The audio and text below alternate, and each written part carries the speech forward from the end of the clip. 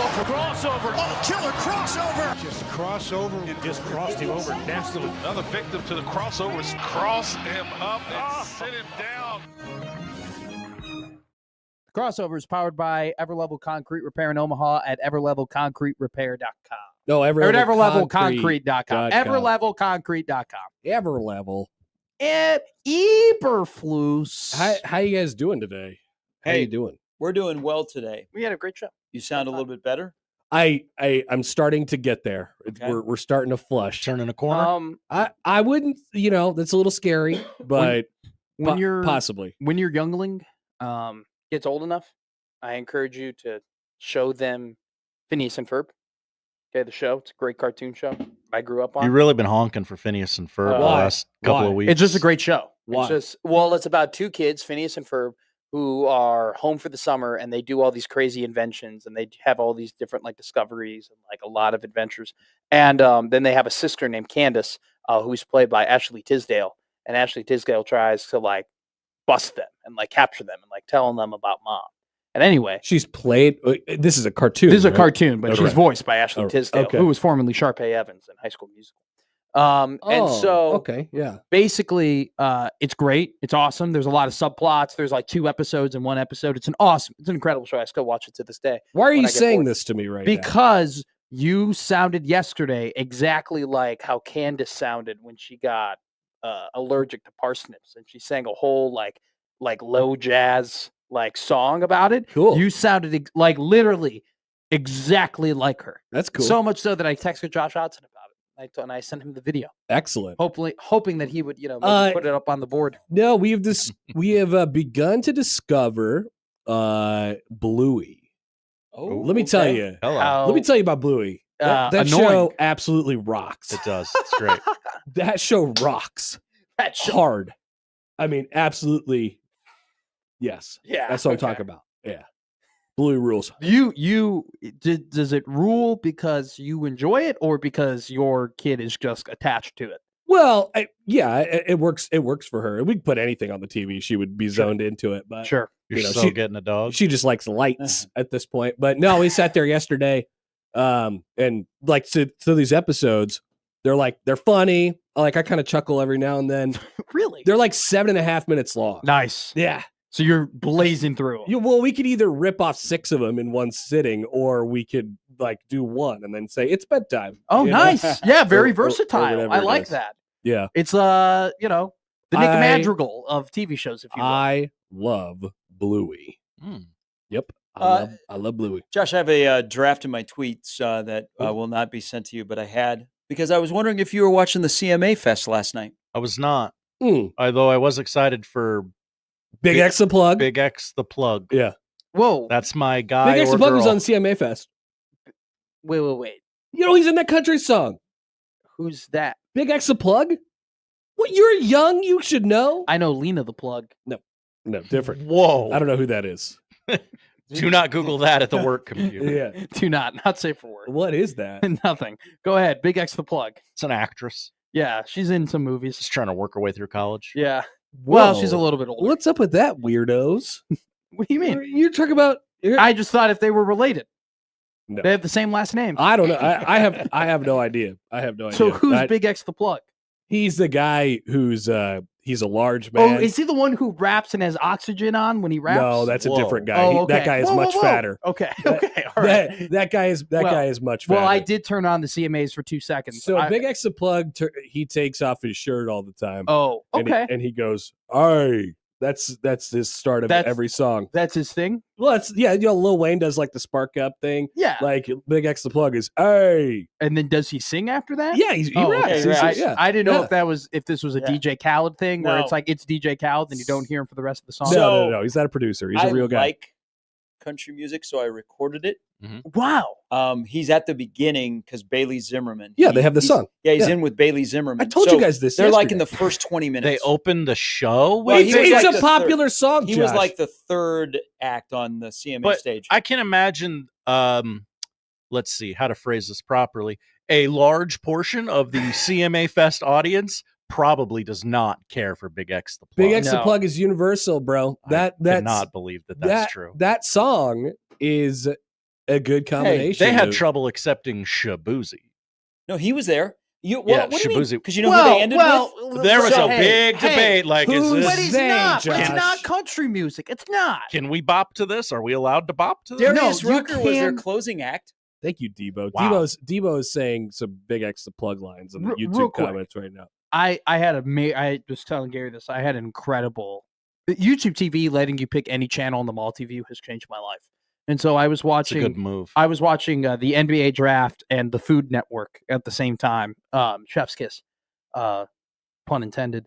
And then I put on the CMAs for 2 seconds, and I saw another big man singing about Jesus in Jelly Roll. Looked like an incredible performance. Jelly Roll, big fella. Jelly Roll, Nah, awesome. not as big, but he's still a big guy. That's right. He's lost some weight. He has. He has lost some He Good for runs a him. little bit.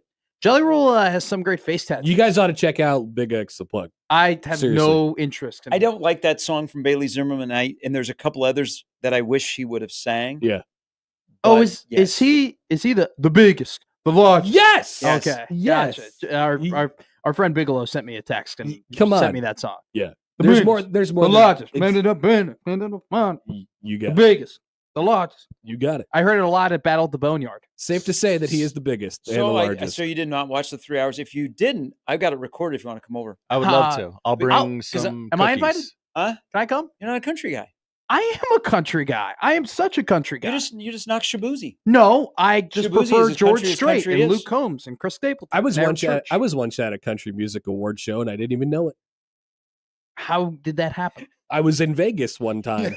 Yeah. And you just showed up to a show? Well, yeah, we went and played Top Golf, and then it turned out if you like did a certain amount of good at Top Golf, then you could hang out with Scotty McCreery. Oh, And I you did. told me about this. Yes. Yeah, and then the award show was that night or the next night or something like You that. told be me glad to short know man, Scotty he- McCreery. Yeah, he's a He little boy. performed last night in the middle of the crowd, not on the main stage. Wow, Man He of was- the people. yeah. By the way, my Interesting. country playlist is 12 hours. He before you also question me. he also performed at Volleyball Day in America. Yeah. Volleyball day Yes, he there. did. People That's a forget good. that. That might be someday a good trivia question. Who was the Who was- country act Yes. There's the that people. performed? That's a good point. The yeah. people left so quickly. But Yeah. it was a letdown because I left immediately. No, I watched a little So- bit of it. so the original person that was going to sing because they thought they needed the concert to sell volleyball tickets and not vice versa Yeah. was Zach Bryan. Because Mm. Zach Bryan was in Lincoln the night before. Everybody would have stayed, and everybody would have Well, been so excited. Oh no, about man, that guy is outworn his welcome. Well, whoa. he is canceled. He Ooh. is $1,000,000 I'm done with him. at the time, though. At the Whoa. time. I am. At the time. Tell your friends. He was white hot. He was Yeah, he white was. hot He at was. the time. That's like this was peak. Also, too, He Zach got Bryan. burned. Yeah, big time. Zach Bryan performed a lot in like Nebraska, like just in local spots I in know. Nebraska, and a lot of people, like I know multiple people who like went backstage and got to know him. I know one guy, one of my good friends, has his number. He still. seems like a real peach. Oh, he's a POC, POS too. POC. Piece of crap. piece of crap. Wow. Yeah. Well, you We're know, talking Zach Bryan. So I went to the. Oh my God! What he it's did to his summertime. So I what, went to the what he's one a done to his couple- exes is terrible. I mean, that Well, guy is a yeah, is a let's just terrible. focus on his music. I went to the one a couple years ago where he did it at the West Fair, Yeah. up the road there in Council Bluffs. Disaster. I mean, a complete disaster. How? First of all, there's one road to get to. The Okay, so you can't let that.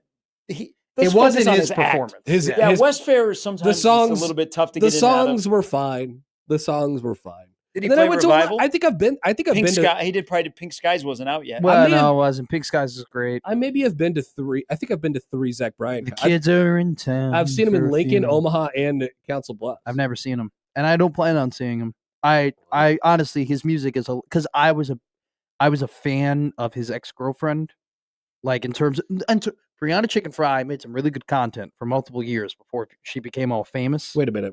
What's he talking about? It's his girlfriend. No. They got into. There's a public spat. A major Yeah. public spat of like bad things that he did to her. It was a terrible Whoa. relationship, and I was You a knew big this, Connor. I was a- Chicken fries? We've talked. No, Brianna. Her the name girl. is Brianna Paglia is her name, but her like barstool name is Chicken Fry, and What so the hell? she. What's my barstool name? I don't know. I It's think just like the I think it's Wu-Tang the name same as your generator. Connor Onion Rings? I think it's the same as your Texas A&M Wildfire Connor runs a fries. Um, That's a great that's a name. good one. Yeah, runs That's a fries. good one. Connor Whataburger. Not Kanye. No, Not allowed he's to canceled do Kanye. by the NCAA too. Nope. Whether you're Creighton basketball or Derek Curiel. So Anyway. I noticed that at the time. I was like, why aren't they playing the lyrics to this song? Just the instrumental. Yeah, they're playing the instrumental, which is still Kanye. It's odd. You know where they played the full song in perpetuity forever and ever and ever? Prasco Park. Really? You were the one talking about this during the College World Series. That's what they did. Okay. That was nonstop. That was So- everyone's batting song at Kanye Prasco West Park. was everybody's batting song at Prasco Park. Basically. That's crazy. Yeah. And the NCAA said no, but Prasco Park said yes. Because Because it's Kanye. because Prasco is a family-friendly environment. Yeah, And Kanye West. There No, you go. family friendly. I have a sneaking suspicion the children said, "Play this from Kanye. It's a gospel song." Yeah. Yeah, Wink, because if wink. you listen to it, you could get away with it. But then if you go, It's about praising oh, the Lord. who's singing it?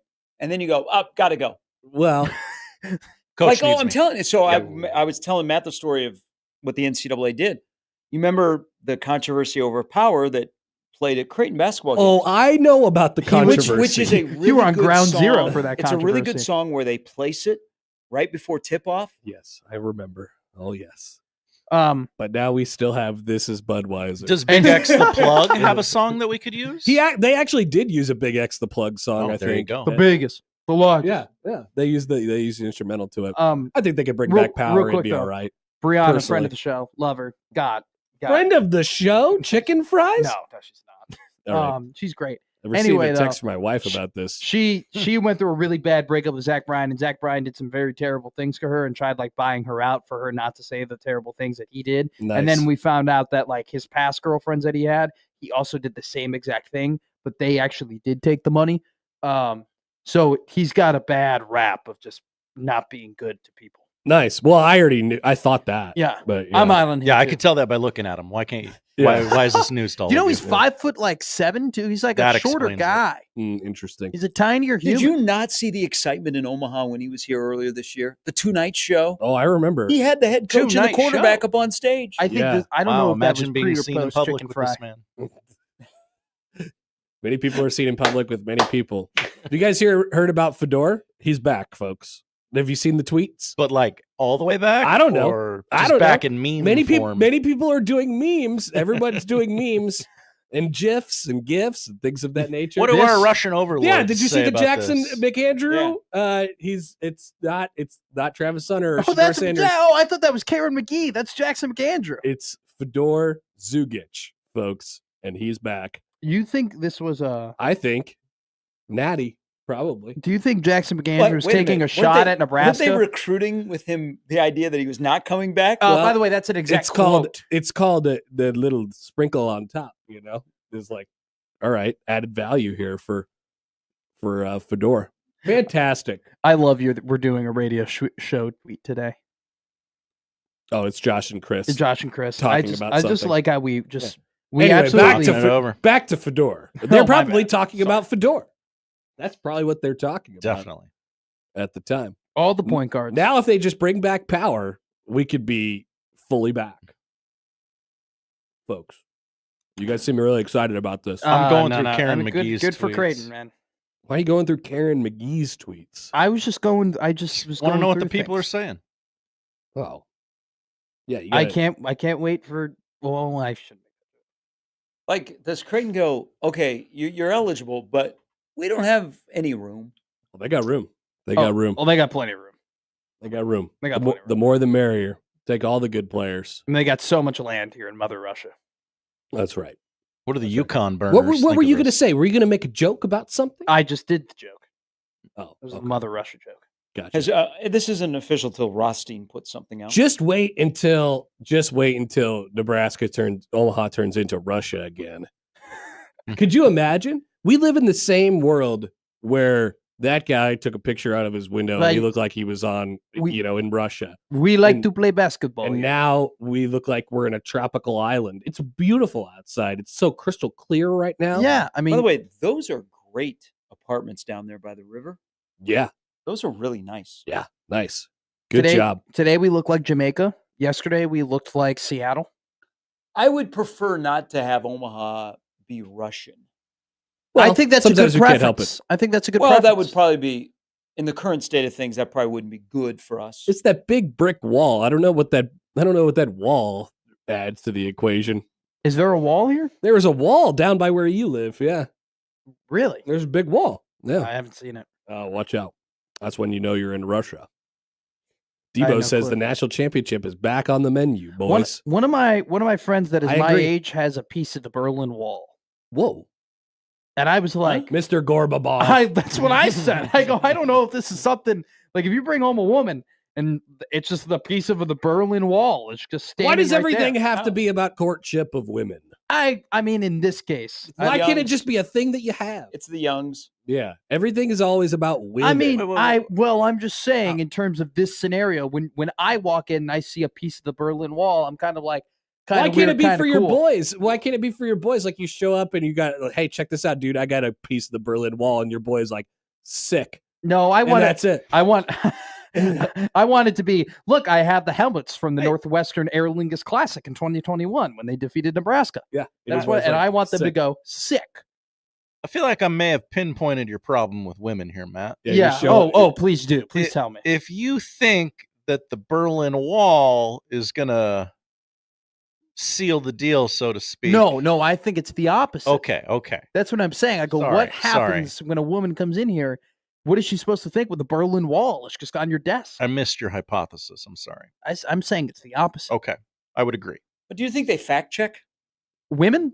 No, when they go, like, that's a piece of the Berlin Oh Wall. yeah, I could just have a Do they rock go, on my shelf. Yeah, I could have a rock on my. It that's the was Berlin Wall. cased up and it was authenticated. It looked like he bought it from Fanatics. You know, it looked like there was a seal of approval, and Really? that there was. That's I mean, incredible. there They was had a an sticker. authenticator at the wall. Literally, Sticker in those things. I think so. Yeah, he had like it they in a do in case, MLB and dugouts. he was like, it's authenticated that it came from the wall. Wow, that's awesome. I'd like to be the authenticator. That seems like a cool job. Yeah. You just put stickers on stuff all day. Sure, Yep. it's more than that. But Gary's not going with the Fedor news. He's not, Not yet. He's not going with Not it. yet. I see GIFs all over the place. Once I see Not yet. GIFs, it's over. Doesn't mean Who- anything. Not yet. Who do they? I will. Are they? the they're- greatest- Are they up to? They're up to scholarship. Yeah, I aren't think they? that they're full now. So I think the Wait. Now, before Fedor or after Fedor? I don't know. They might be over now. I'm I not think, sure. I think they're over now. I think if he was allowed to come back, I think they would find a place. I don't. I don't know. That's a better question for So like you can Dylan. be at 15. You could be. That's your max. Yes. Yeah. So maybe somebody has medical red shirt or a medical retirement. Maybe.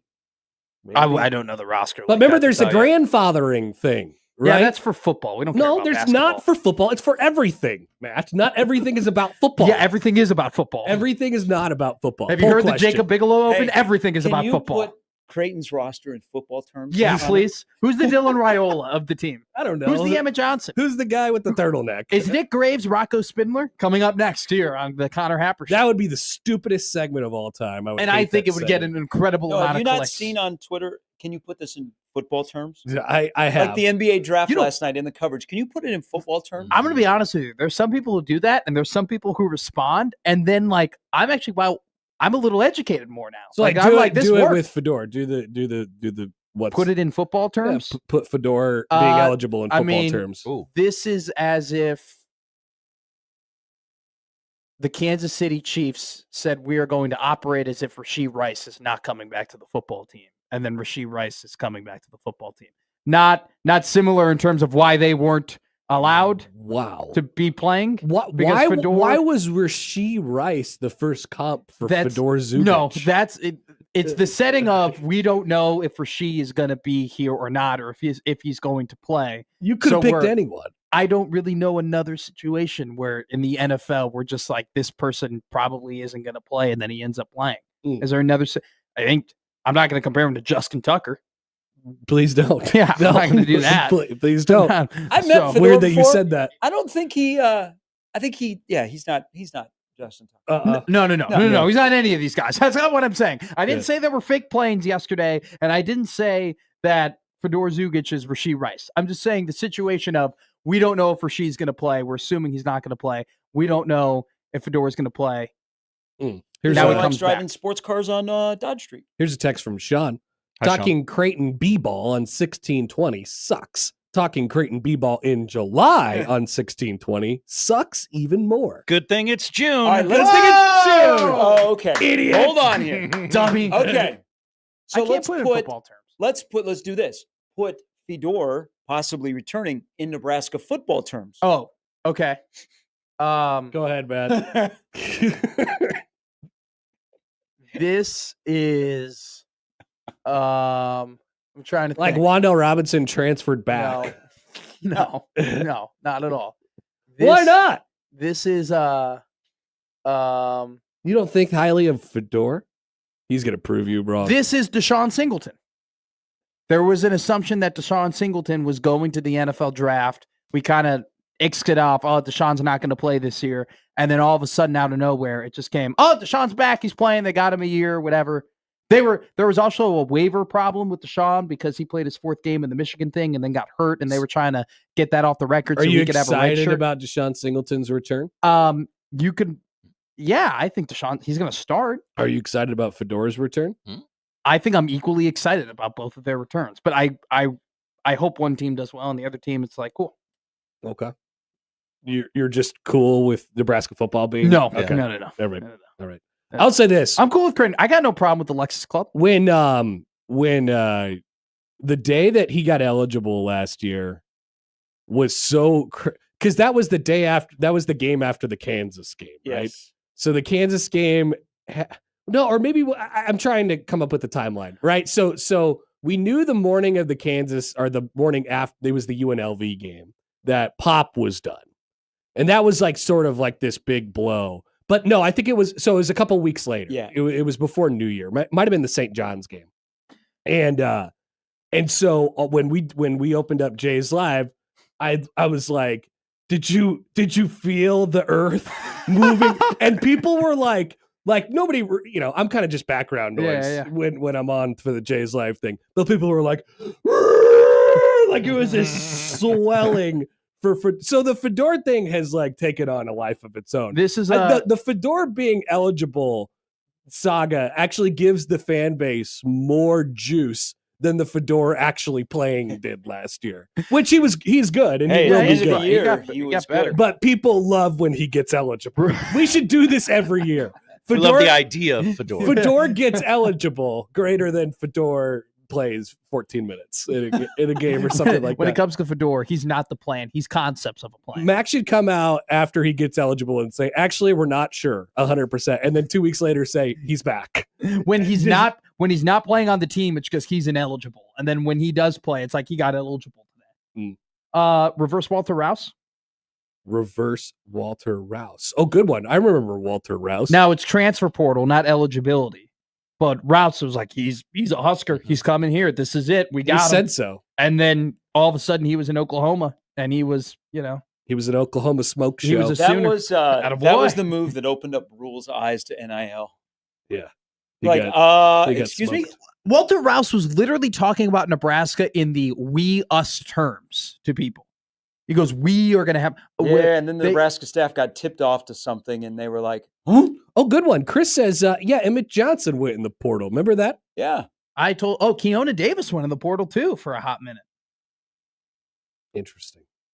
And then they both came back. And then I they remember both- I told everybody Now how much they're I like beloved. Keona Davis, and then he hopped in the portal a day later. Many people were telling many people about their Keona Davis love. Hey, that came off. He is Came off a little different.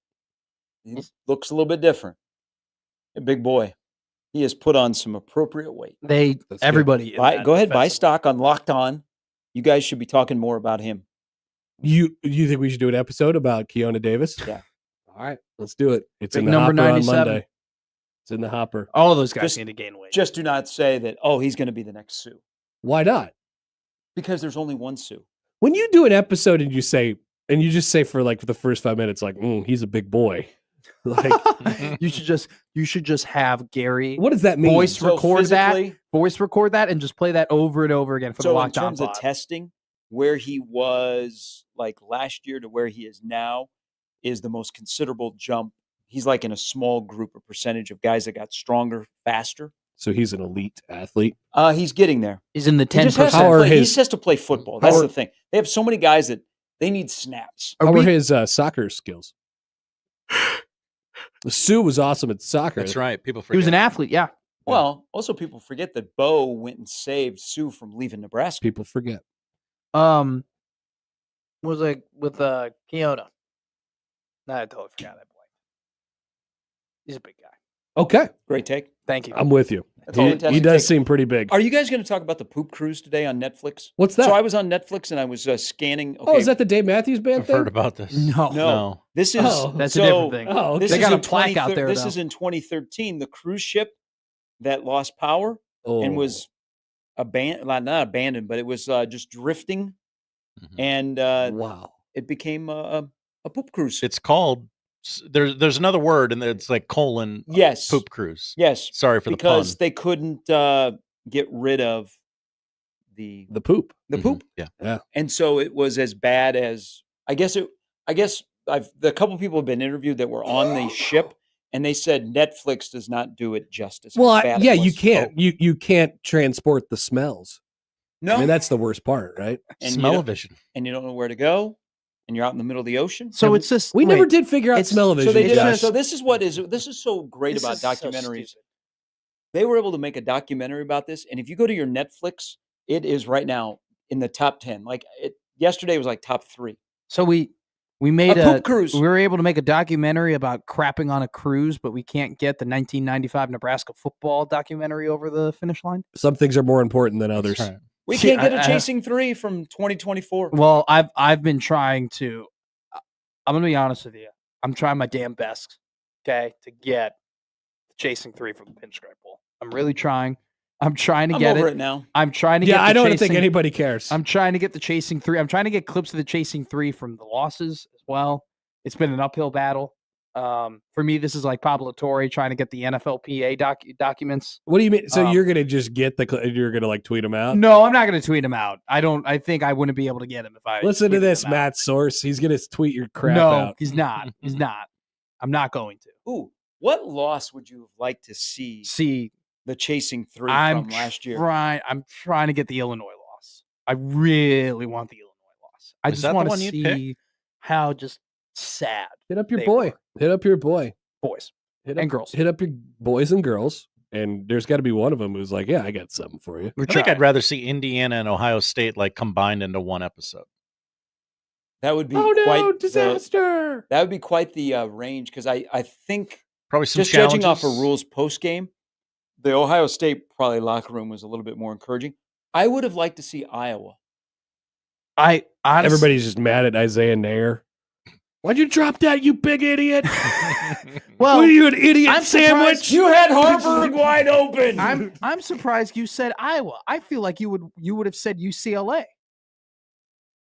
Uh, So many Well, to that was a- choose that was a from. bad yeah, one. now we're starting to rack them up. Yeah, that UCLA one. If I had to pick one that was the most yelling and screaming, if I had to guess, I'm just guessing, probably be that one. I don't remember what Rule was like on the post game after UCLA. He was kind of chippy. Did you just get off the phone with Dana when he walked into the room? Yeah, it's like, you're coming. He's like up at the podium. Sorry, Dana, got to go. Yeah. You're like, Yeah, that had to be the The most screamy, if you had to pick. I've been consulting some people press conference, right? yeah, Yeah. Iowa would be because of the emotion of the Iowa game, like before. Because people, I don't think we talked lately about the handshake gate. Oh yeah. Oh God, why Remember did you that? bring that up? We're Because done. we We're haven't yet. over it. We're over it. No, it's June. Would people rather hear about Fedor coming back or Mhm. You wanted us to talk revisiting- about football. This is football. No. No, Visiting no, not this handshake football. Yeah. No. Good question, This Matt. year- What do you no. think? and this year I would rather talk about Fedor than handshakes before a 60-minute game And was this Great played. year- take by you. if Nebraska's up by a large margin late in the game, that Rule will onside kick. Oh. Be- Now- Nothing now about the that's a handshake topic. affected the game. All right, Nebraska did not lose the game because it didn't shake the Don't hands of their bury the opponents. lead from Lit a that fire game. under them. Now that's a topic alert. If Nebraska's drubbing Iowa, will Rule run it up? No, Topic alert. no, stop. I have no interest. That sounds awesome. What a I have- topic. I have zero interest. And then will he will he approach Kirk Ferentz and try and shake him like he does the state of Nebraska? Will he do the cool guy No. hand back through the Can hair? you imagine if at the end, Nebraska wins a game this year, and as opposed to handshaking one of the coaches, he puts his arm around him and does the 2-finger picture?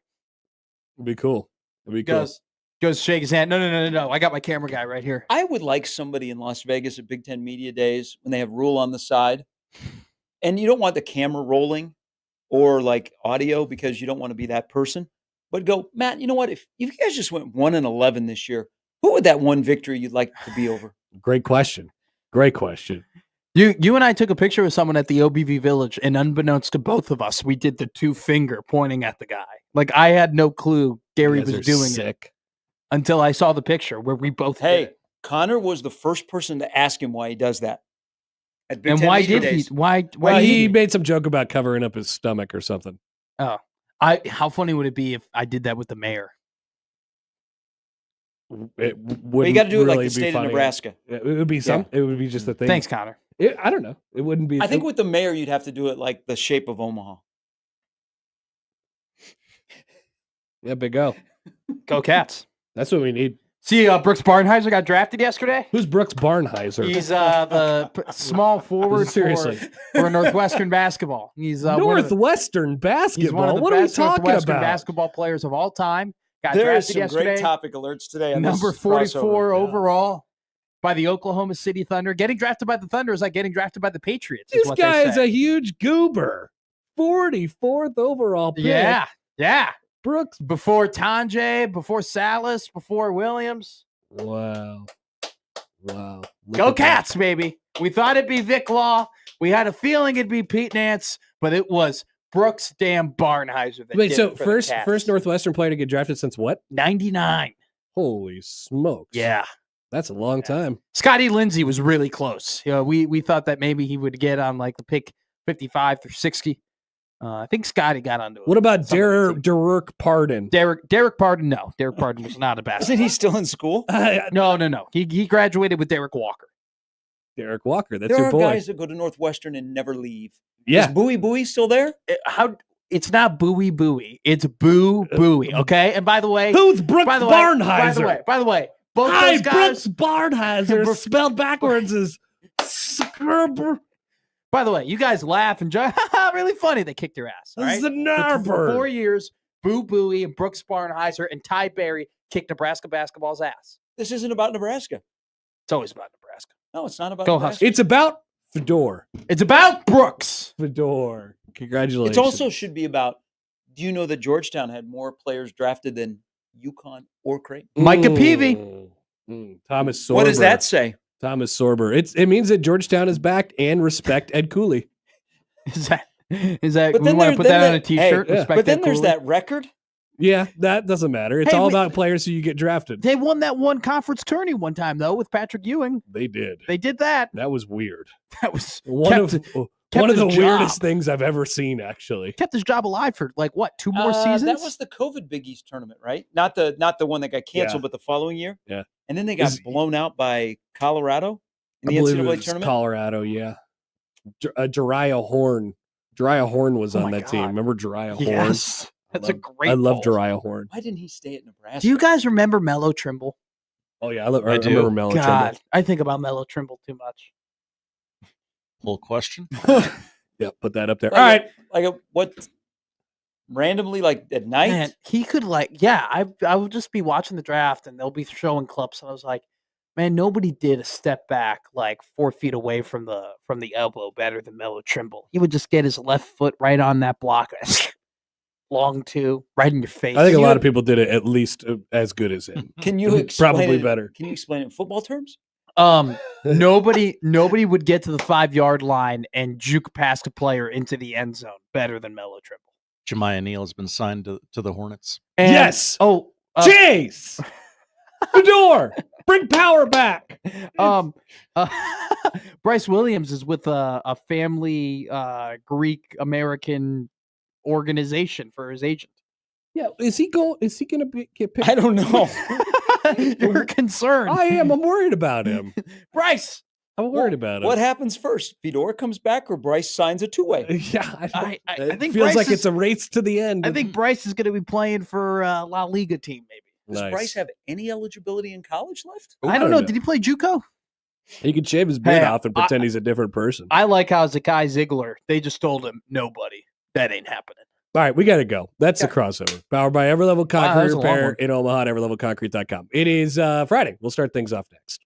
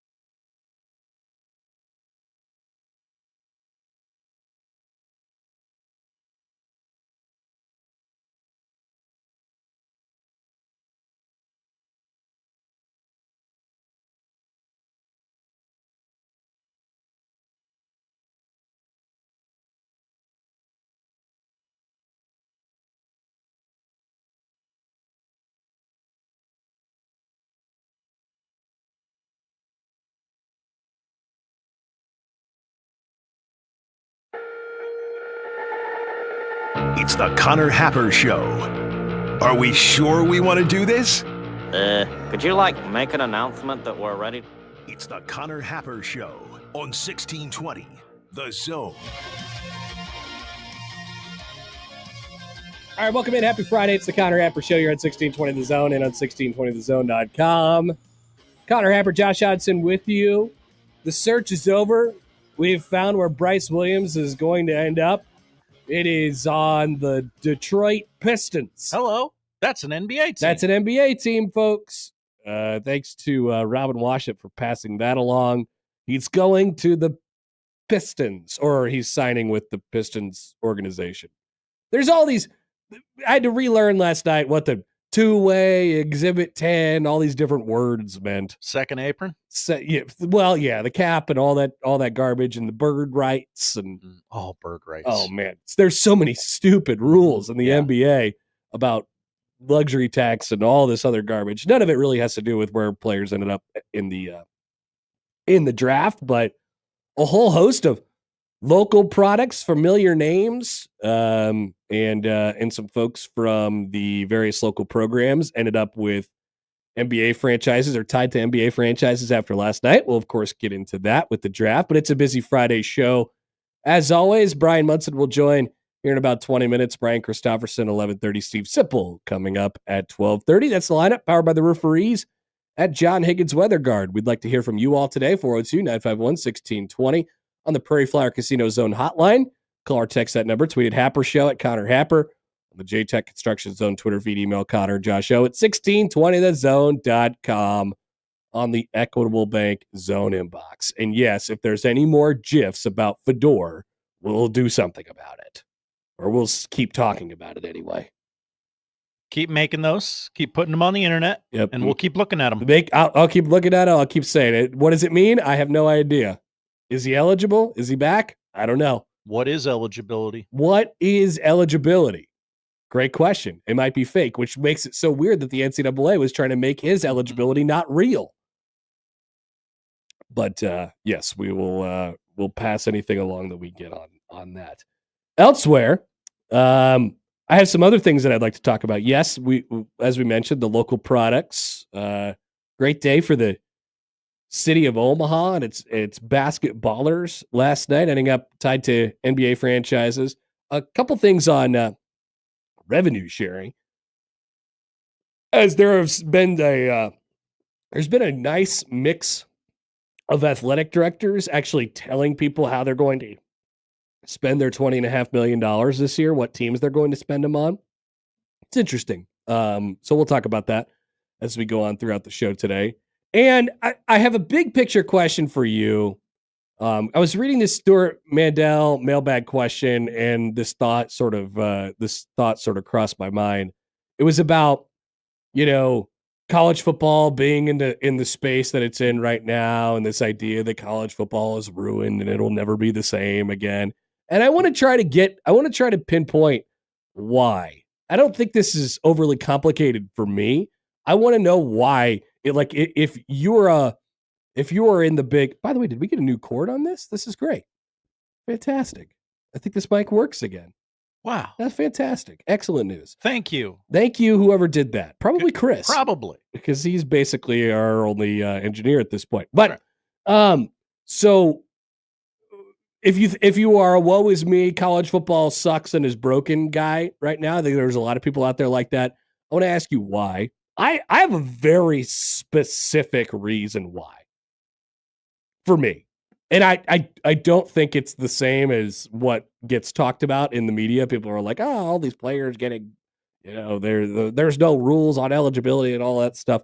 See, that stuff doesn't bother me as much as a specific other thing that has kind of ruined college football for me that we'll talk about a little bit later on in the show. We are pleased that you all are with us today.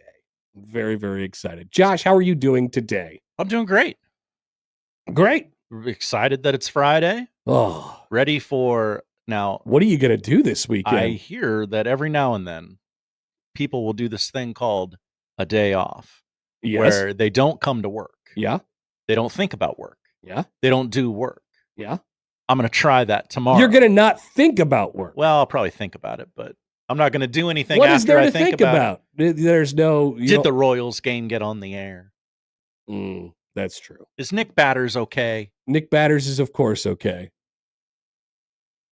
That's pretty much the only two things I could think. The Royals and the Dodgers game will go off without a hitch. Will people be able to listen to Ohtani? They will be able to, in Omaha, listen to Denny Matthews say, Shohei Ohtani. It's a really good. and I'll be like, hell yeah, Denny, thank you. And then that'll all be because of you, Josh. You should be many people, when they're driving around town on Saturday listening to the Kansas City Royals Baseball Network, they should text Josh or tweet at Josh. Thank you, Josh. I just got to hear my favorite broadcaster, Denny Matthews, say Shohei Ohtani. And it was great. And I loved it. Many people they're venturing down to the game this weekend.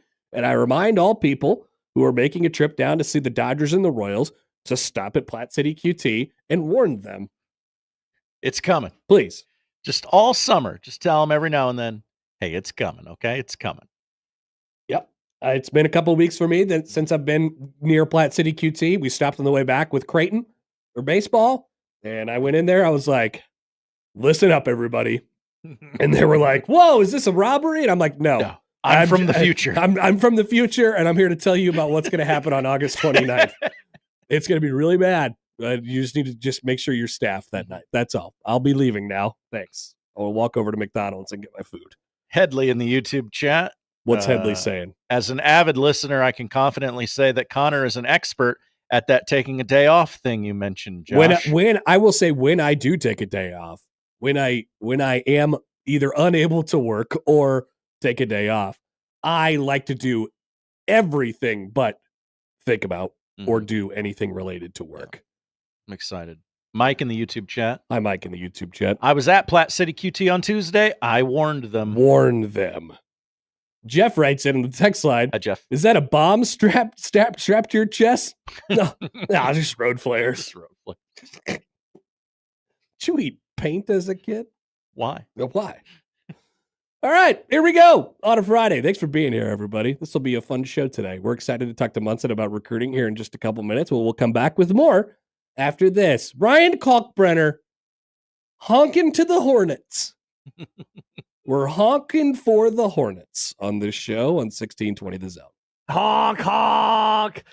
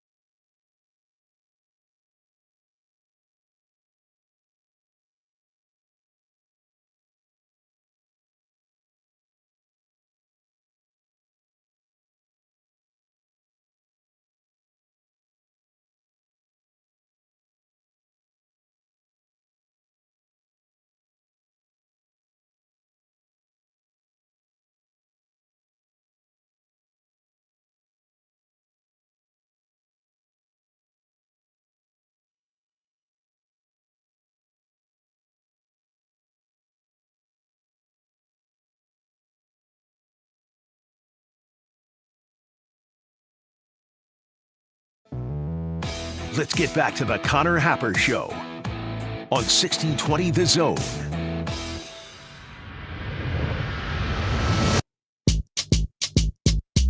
Welcome back. Connor Happer, Josh Hodson with you on a Friday. Connor Happer Show, 1620 The Zone at 1620thezone.com. Last night, well, actually, you know what? Let's just start this with a text from Venmo Chris. Hi, Venmo Chris. Venmo Chris says, Big Tree Man got sent where basketball careers are set to die. LOL. This is not a laughing matter, Venmo Chris. At least he might be able to get LeVar Ball's autograph. Did you hear about LeVar's foot? I have.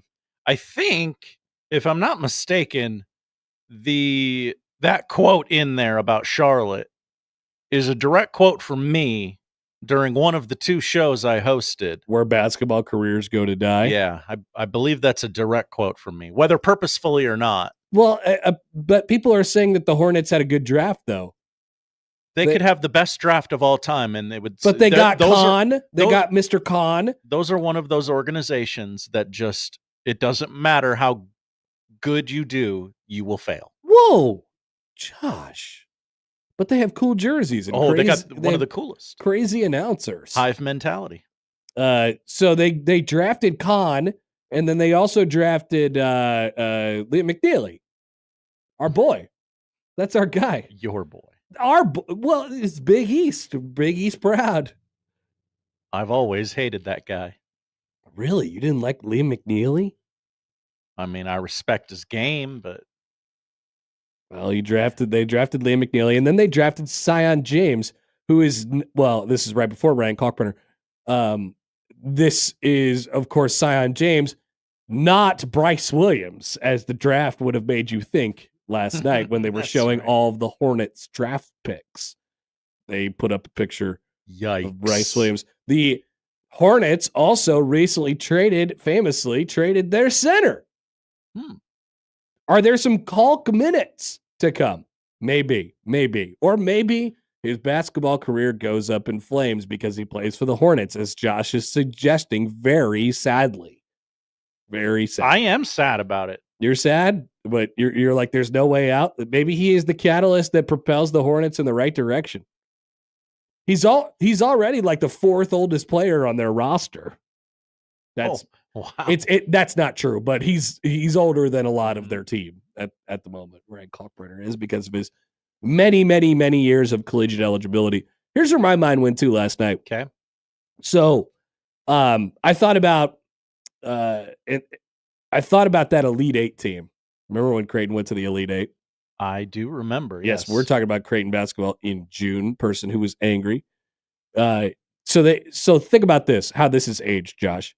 Baylor Shireman goes 30th in last year's draft, first rounder to your Boston Celtics. That's right. Got playoff minutes. Trey Alexander goes undrafted, but he becomes the G League Player of the Year. Not an exaggeration. He really did that. He literally was the G League Player of the Year. Ryan Kalkbrenner goes 34th overall. He's the second best player consensus in school history, right? In Creighton history. Ryan Nembhard. Did you see Ryan Nembhard? So he was an undrafted free agent. He goes to the Mavs, but he did get the Bill Simmons stamp of approval this morning. Did you see this? No. Josh? Check out this tweet from Bill Simmons. Yes, the Podfather of the Bill Simmons show himself 45 minutes ago said, I can't believe nobody drafted Ryan Nembhard. And then Dallas steals him on a two-way. I think he's going to be good. The NBA should add a 10-player third round and make it a 70-pick draft. The worst 10 teams get one more third rounder. Oh. So it's an interesting idea. It's a take and a take. It's a take inside of a take from the Podfather himself. So Nembhard, who's, I don't know, maybe he gets minutes in the NBA, maybe he doesn't. He's a little guy, you know? And then Arthur Kaluma. Remember Arthur Kaluma? Yes. He signed with the Lakers last night on an Exhibit 10 deal. Yes. The hell is that? Exhibit 10, I don't know. I'm not even going to try. I Googled it last night. I looked it up last night, and I had it all kind of mapped out in my head of what the difference between that and a two-way contract is, and I don't know. Regardless, he's tied to the Lakers. Okay. Who are an NBA franchise. You're going to have a difficult time creating a more talented team at Creighton ever. And it was just those 5 guys. I mean, remember how hard they rode those 5. That's right. No bench guys. They didn't have any bench whatsoever. I mean, shout out to Francisco Farabello, but like they didn't have any bench really at all. So you have the best player not named Doug McDermott in school history on this team, who still has, a year of eligibility after that. Or I guess 2 years of eligibility after that, right? And Shireman, who's in his first year, he wasn't a full, like, the point is you could capture these guys, but they're like shooting stars. And if you just so happen to get them all at the right time, then you could put together this run. And obviously you didn't have Nemhard or Kaluma after that. But Trey and Baylor took you back to the Sweet 16, and Kalkbrenner took you back to the Sweet 16 the next year, with Ashworth. And if you combine all their accomplishments, it gets even more crazy. But think about that. I mean, they're going to have 5 guys. 2 of them have already played minutes in the NBA as of this moment. One of them's about to next year, and the other 2 have a chance to, at some point in their career, play NBA minutes at Creighton. Just put it all in perspective a little bit. I mean, that's kind of out of control. I'm sure they have a place within the facility where it's like, hey, Jay's in the NBA. Like, you're going to need a bigger wall. I mean, now it's just crazy to like that's all on one team. So I can't wait till, like in 10 years or 15 years, like they bring all those guys back or something like that. It'll be weird because 2 of them transferred out. But I don't know. It's that was where my mind went first. I'm like, whoa, think about that for a second. Once again, I repeat, at Creighton. And yes, they're trying to do that and more, and they're trying to put guys into the NBA. I mean, this is the hallmark of Mac's program has always been, their ability to take a player and develop that player, and then, they become professionals. But obviously you're going to have a lot of team success. The team success is a really big deal. Once you have the team success, everything else comes. And they've now had the postseason success. And now what's starting to come out of this more and more and more is guys who play professionally. I mean, there's been a lot of them, obviously, over the last 15 years since Mac has been here. But to have that 5, that group of 5 on that team, but specifically the 3 in Baylor, Trey, and Kalkbrenner. I mean, it's pretty. We'll look back on it in 15 years and say, "Holy crap, that was really special." All those guys were here at the same time. Their stars might not have aligned like exactly perfectly. And it's funny that we'll look back on it because Kalkbrenner is the most accomplished player and the best player in college out of all of those guys. But he was the guy surrounded by Baylor and Trey who had to, not that necessarily we would have said at the time he was like taking a back seat in terms of the scoring. He was not checking the back seat, Josh, but he was. I mean, he wasn't as much of a featured player offensively as those guys were in their couple of years. So that was where my mind went first last night. Pretty impressive stuff. And yes, they'll try to capitalize off that in recruiting. So we'll talk about the other guys: Tanji, Salas, Hepburn, Ashworth, Jeremiah Neal, Bryce Williams. All of them ending up with NBA franchises last night, and of course, plenty more as we go on throughout the show today. Let's take a quick break. Bryan Munson of Husker Online is coming up. Always some big stuff going on in June as it pertains to recruiting. Jeff writes in, by the way, on the text line. Hi, Jeff. Honk, honk, he says. Interesting that Jeff would say that. Honk, honk. We've been honking. Indeed. Pedro writes in. Hi, Pedro. Hi, guys. Kalkbrenner is in a great spot. Basketball people say he will be the starting center by the end of the year. No one stays with the team that drafts them. Great pick. Yeah, we'll see. I don't. You just never know with these things. You never know. I feel like he's in a clear and open spot, but Josh thinks his career is going to melt away because he plays for the Hornets now. Yes.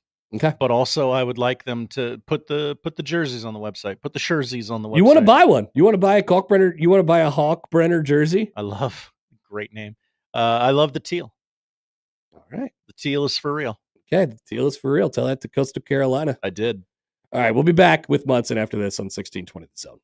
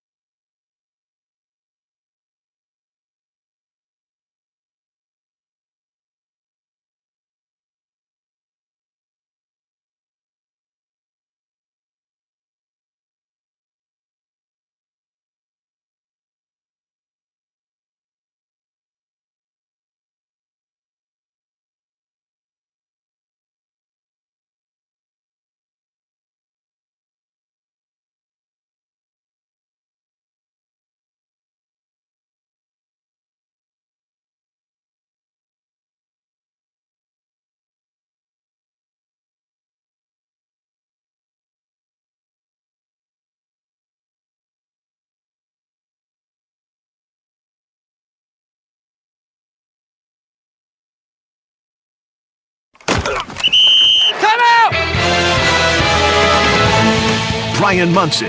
Hey, long call. Comfy left zoom buster. 63 bang. Z Maui. Alert. Paradise Z Burger Y wrap on one. Husker Online on the Connor Happer Show on 1620 The Zone.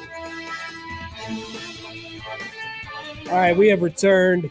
We are back, and we're joined now on the Prairie Flower Casino Zone Hotline by Bryan Munson from HuskerOnline.com. Munson, hello. Long time no talk. What's going on? Where have you been? Like we put out an APB last week. I'm not gonna lie. Like Okay. we wanted to figure out what your whereabouts were. Okay, so last week at about this time, I was in a suite at the Chuck Box, hanging out with my cohorts, talking to baseball players and coaches about upcoming baseball games. 2 weeks ago, I was literally at a baseball game, and 3 weeks ago we were talking. So that's my steps as good as I could retrace them. Okay, well you're off the hot seat for now. Okay. We'll figure this thing out. If this cannot continue. This pattern of behavior cannot continue. No, the baseball, the baseball locally is pretty much over. I'm trying to think of any other thing that could get in the way. I'm telling you, Munson, at some point there's going to be like actual vacation. Like I will be gone from the show and you just won't hear from me at all. But we haven't figured that one out yet either. Well, those are going to be more acceptable in my eyes for you to go ahead and do. But yeah, and I got a little vacation coming up here later on in July. Beautiful. Just one Friday, and actually, you and we probably be able to still catch up. But I will be in the Smoky Mountain Range somewhere, listening to Ronnie Millsap. Nice. That's how Munson likes to kick back. I like it. Sounds good to me. There's a stranger in my house, dude. Nice. I'm just kidding. I could reel off all the Ronnie Millsap hits. Well done. All right. So there's a lot going on in your world right now. We haven't talked in a couple weeks, so let's catch people up here a little bit. There's been some movement as far as the 26 class has been concerned this week. Some much needed movement, I think, for Nebraska football. What are your eyes on right now as we now near the end of this busy month of June?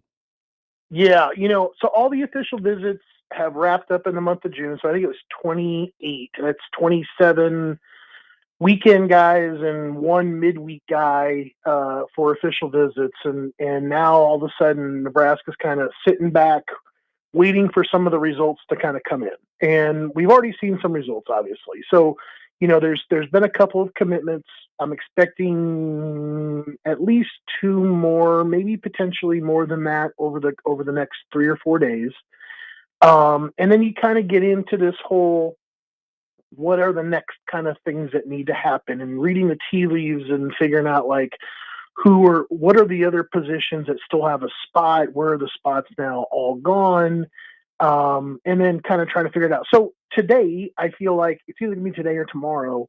I feel like Nebraska could be in a spot here to pick up a wide receiver commitment with Nayland Scott flipping from Arizona State to Nebraska. Nayland is a really interesting dude, obviously, because he came in Arizona. He came in April, had a great visit, was kind of lured there by Dayton Raiola to kind of take a visit and see how things went. And he loved it. And then, shortly after that, he set up an official visit to Nebraska in June, and then he just kind of all of a sudden committed to Arizona State. And Arizona State staff doesn't kind of play that game. Like they don't let their commitments, go out there and take other trips. So for Nayland Scott to show up in Lincoln last weekend, I think it's when you take that into like the perspective and you kind of figure that like what's kind of going on there, you get a really good sense, I think, and that's what kind of drove me to put in my prediction for him. But then on Sunday, the big announcement is Claude Mpuma, the 4-star offensive tackle. He's going to make his announcement. And I mentioned it today in like Tunnel Talk. I think it's down to a couple teams, and Nebraska is in that 1-2. And I'm feeling better about Nebraska's chances at the moment. And I'm not confident enough yet to go into the RPM tool and put in a prediction for him yet. But I'm hoping I get there over the next 24, 36 hours. So kind of bear with me as I kind of still read the tea leaves and kind of pull all the facts together. But then I think the third guy that I mentioned earlier, I think Larry Miles could put a nice little bow tie on the wide receiver class if he jumps in next week, because he announced on Twitter basically that July 1st was the date.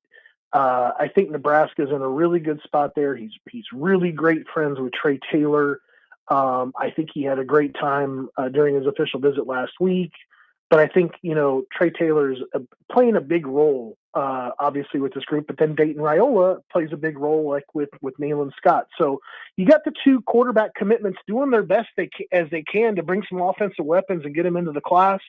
And I think that both their efforts are going to be rewarded here over the coming days. Well, I was gonna ask you about. I feel like everything. It's weird. I feel like everything in recruiting right now comes back kind of to Trey Taylor. Weirdly enough, it just feels like he's got his hands in everything right now. Whether it be 26 or 27 or beyond, can we really put into perspective of how important of a figure he is in trying to, whether it be drum up energy for guys, get the, make the fan base aware of people, or his actual peer recruitment of guys out there right now. Yeah, or even make the coaches aware of guys like Larry Miles. I mean, that was a guy that he had to bring to the attention of the Nebraska staff. I mean, he worked that on both ends. He has been working that on both ends. So I think, he's really become a true ambassador of the school. You put him up there like that first week, where he's there for the first camp session through the first week with the 7-on-7 and the huddle summit into the first weekend of official visitors, into that second round of camps, and then coming back afterward. He was doing everything. I mean, he was seeing the what's happening in the rooms, the meeting rooms. He was watching the OTAs. Then he is, kind of just generally helping everything along with all the recruits coming into town to just say, hey, you got to come up here and see this. I was you. I stepped off the plane and I said, why am I here? And then I looked around and I said, whoa, I didn't expect this. And I said, I want you to have the same kind of experience that I do, but you got to come here and check it out first. So I think what really that's like the ultimate sales pitch. When you have what's going to be probably the top rated quarterback in the 2027 class, that's telling all the other players that are in the 2026 and 2027 and 2028 class, you got to come see this, because I was like you. I didn't believe there'd be anything for me out here in Nebraska. And then I got here and it blew my mind. You need to come out here and see this. I think that is going to be the ultimate sales pitch for all these recruits to get out there and kind of check it out for themselves. Let's go back earlier in the week. Let's spend a second here on Danny Odom, who seems to be the I don't know, would you call him the crown jewel of the class at this point? It feels like, Nebraska's both in their path to recruiting him, getting a commitment from him, and also the type of player that he is. It feels like it's top of the line for Danny Odom right now. I totally agree. I mean, and obviously with where you were at with Bronow, and losing him as a flip to Florida, you definitely had a need for a longer corner in the class. And you lose what I think you lose with Bronow is that top end speed and having that athleticism, I think, on the football field. But what I think you get back with a guy like Odom is he's a physical dude, and he also has incredible technique. When you put on the film and you watch him in a bump and run, and you watch him kind of in man to man, and he's like a sucker cup on that wide receiver's hip. Like he doesn't get off that guy's hip, and he always keeps himself between the football and the receiver. His technique is incredible. So I think you got some better ball skills, and I'm not taking a shot at CJ because I'm going to give CJ some props. I think Danny has got better ball skills. I think he's a little bit more polished in that area. I think they have very similar size kind of going on. And then obviously with CJ, you get like speed like you probably have at no other place on your roster. I mean, his speed is blazing fast. So I think it's a great substitution for Nebraska. I think it might honestly put, them in a position with the 2026 class to feel better about having a corner in the class that might be able to put themselves in put him in a position to play, as soon as he gets on campus. I think he's that good. So I feel better about his tackling than I did about CJ's as well. So, yeah, I think it's a big get. I think he is the crown jewel at the moment. I think there's a couple guys out there that potentially Nebraska is in on that could give him a challenge for that title kind of moving forward. Tell us about the type of player that running back Jamal Rule is, and the commitment that Nebraska just got earlier this week at that running back position. Yeah, I'm not sure how many of y'all like tuned in and watched him just kind of answer questions, from the gallery that he had and the balloon arch that he had behind him, during his announcement day earlier this week. But what a personality! Like just an incredibly like happy, excited individual that I'm sure Nebraska, like when they got him on campus and they saw, like him as a person, they were just ecstatic, after he kind of tapes out and you see the film and you see what kind of person he is. I'm sure Nebraska feels like they knocked it out of the park. But I mean, I think Jamal, to me, is, he's a big play running back. He averages over 9 yards a carry last season. He hit 100 yards per game in each of the 9 games I think he played in. I think what really there's 2 things I really like about Jamal Rule. I feel good about him, coming to Nebraska. I think the first one is his style of running, where he is capable of kind of getting north-south very, very quickly, I think is going to be huge when it comes to Nebraska's zone blocking scheme.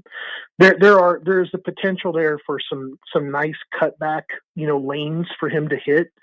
And I think that he has got great vision. And I think that you put those things together right there. I think that that's kind of where you start to see immediate production. I think you see a great fit technically when you start talking about that running style and the style of offensive line play that you have up front. That's the first thing. But then the second thing I really like about him is he finishes everything.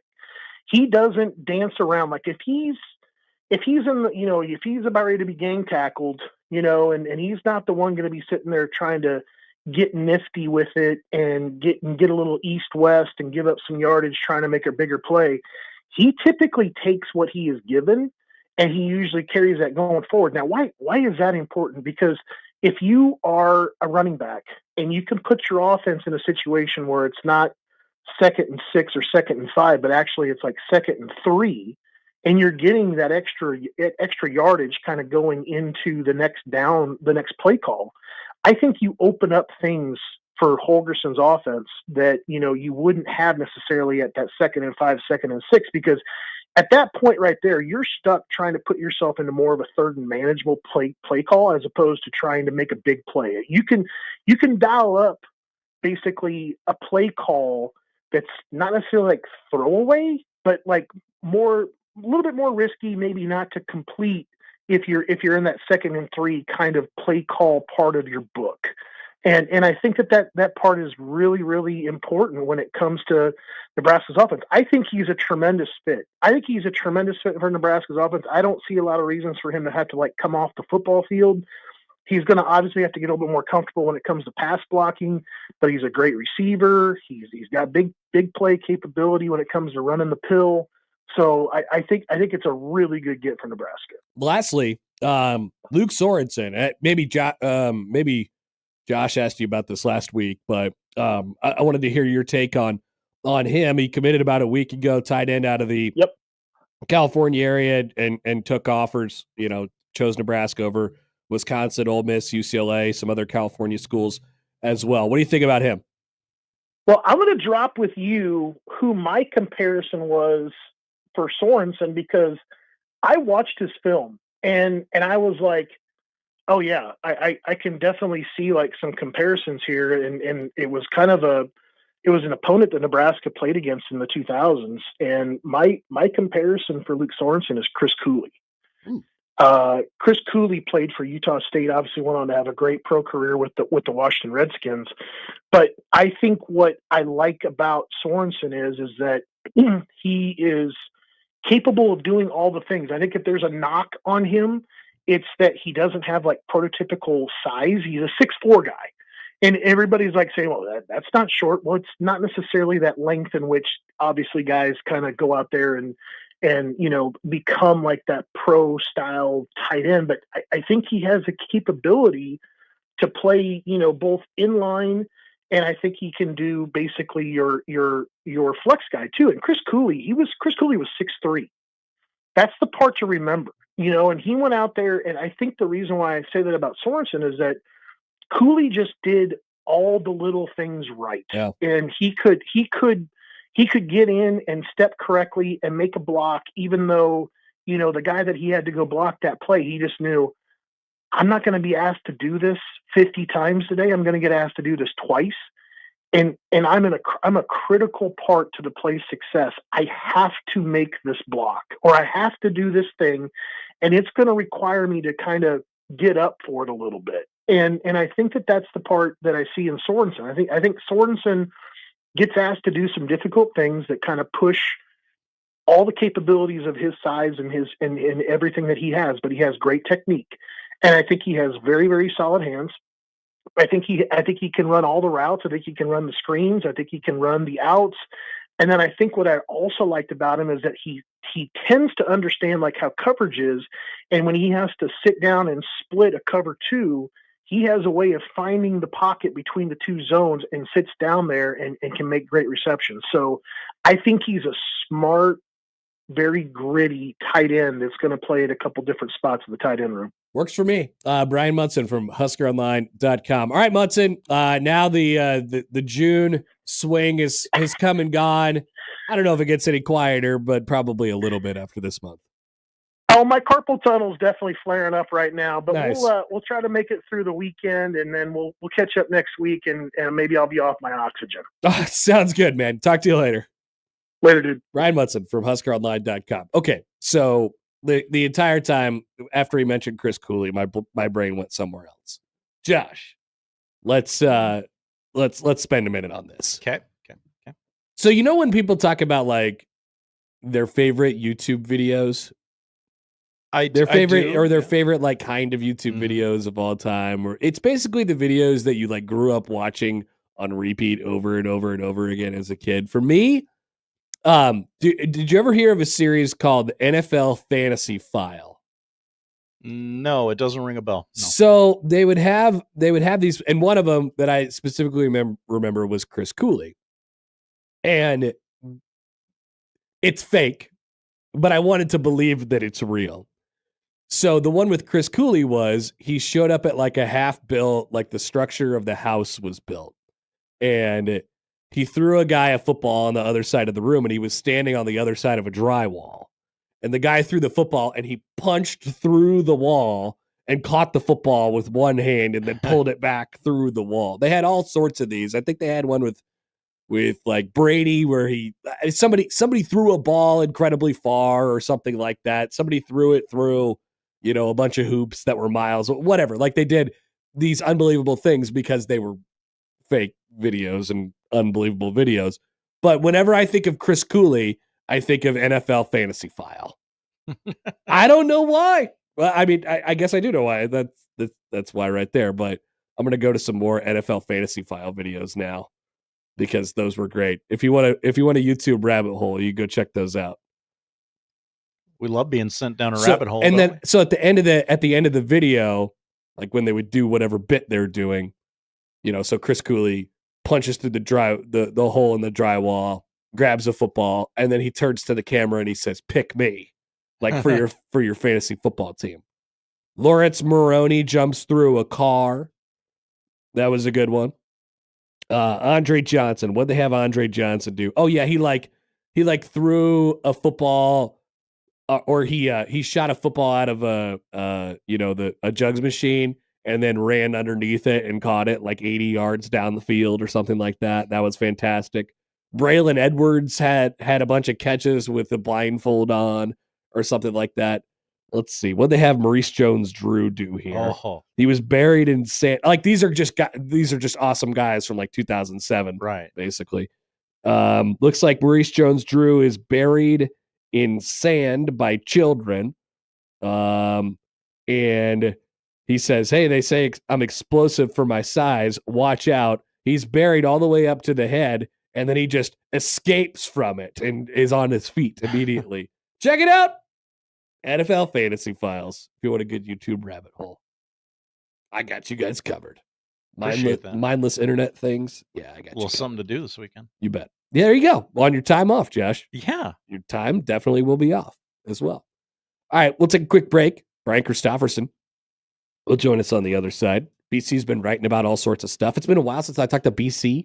I always love our chats on Fridays. Also, just a preview for later in the show. What are the odds that Steve Sipple joins us today? What's attendance been like for Steve? He did not answer when I picked up the phone last Friday. Okay. Did you guys have him on at the Village the Friday before that? That would have been the very first day of the College World Series. Yes. Okay. So if we go week to week, the J-Man says 50-50. Well, theoretically, it would be an on week for him. If the 50-50 holds. Yeah. All right. So that's something to look forward to in about an hour. But coming up next, Bryan Christopherson, the always reliable, is after this on 1620 The Zone.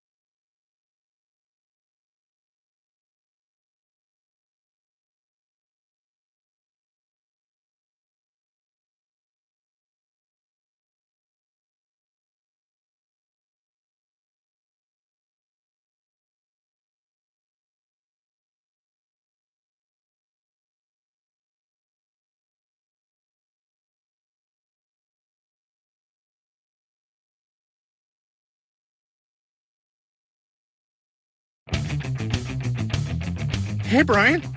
Bryan Christopherson. I gotta take this. It's Hap. B. Rooney drove my Chevy to the levee, but the levee was dry. Bryan Christopherson, Husker 24/7 on the Connor Happer Show on 1620 The Zone. All right, we're joined now on the Prairie Flower Casino Zone hotline by Bryan Christopherson of Husker 247. BC, great to talk again to you. What's going on? Oh, not much. How you doing? I'm all right. I'm getting over a weird cold. Like, I guess it's a thing now for me that I get a cold either during or immediately after the College World Series. So I'm working through that right now. Oh, that's your thing. My thing is, I get a bad bout of some illness around right after the Black Friday game, Thanksgiving every year. That's when it gets me. But yeah, I hope you get over it soon, man. We're working through it. And I was just gonna say, so 25 days, and then Big Ten Media Days will be officially open for business at the Mandalay Bay in Vegas. I'm sure people are very excited about this. 25 days, BC. I mean, that's not very much time to have off-season conversations. Yeah, this is the time of year where you start to write about things you might talk about at Media Days. Like you write a story about 5 things that could come up at Media Days. Oh, yeah. And then try to get people fired up about something that you're kind of excited about or trying to get excited about. I don't know if fans are as much as media. I always think media kind of gets a little more enthused about it than actually the fans. But it does signal like, okay, we've basically made it.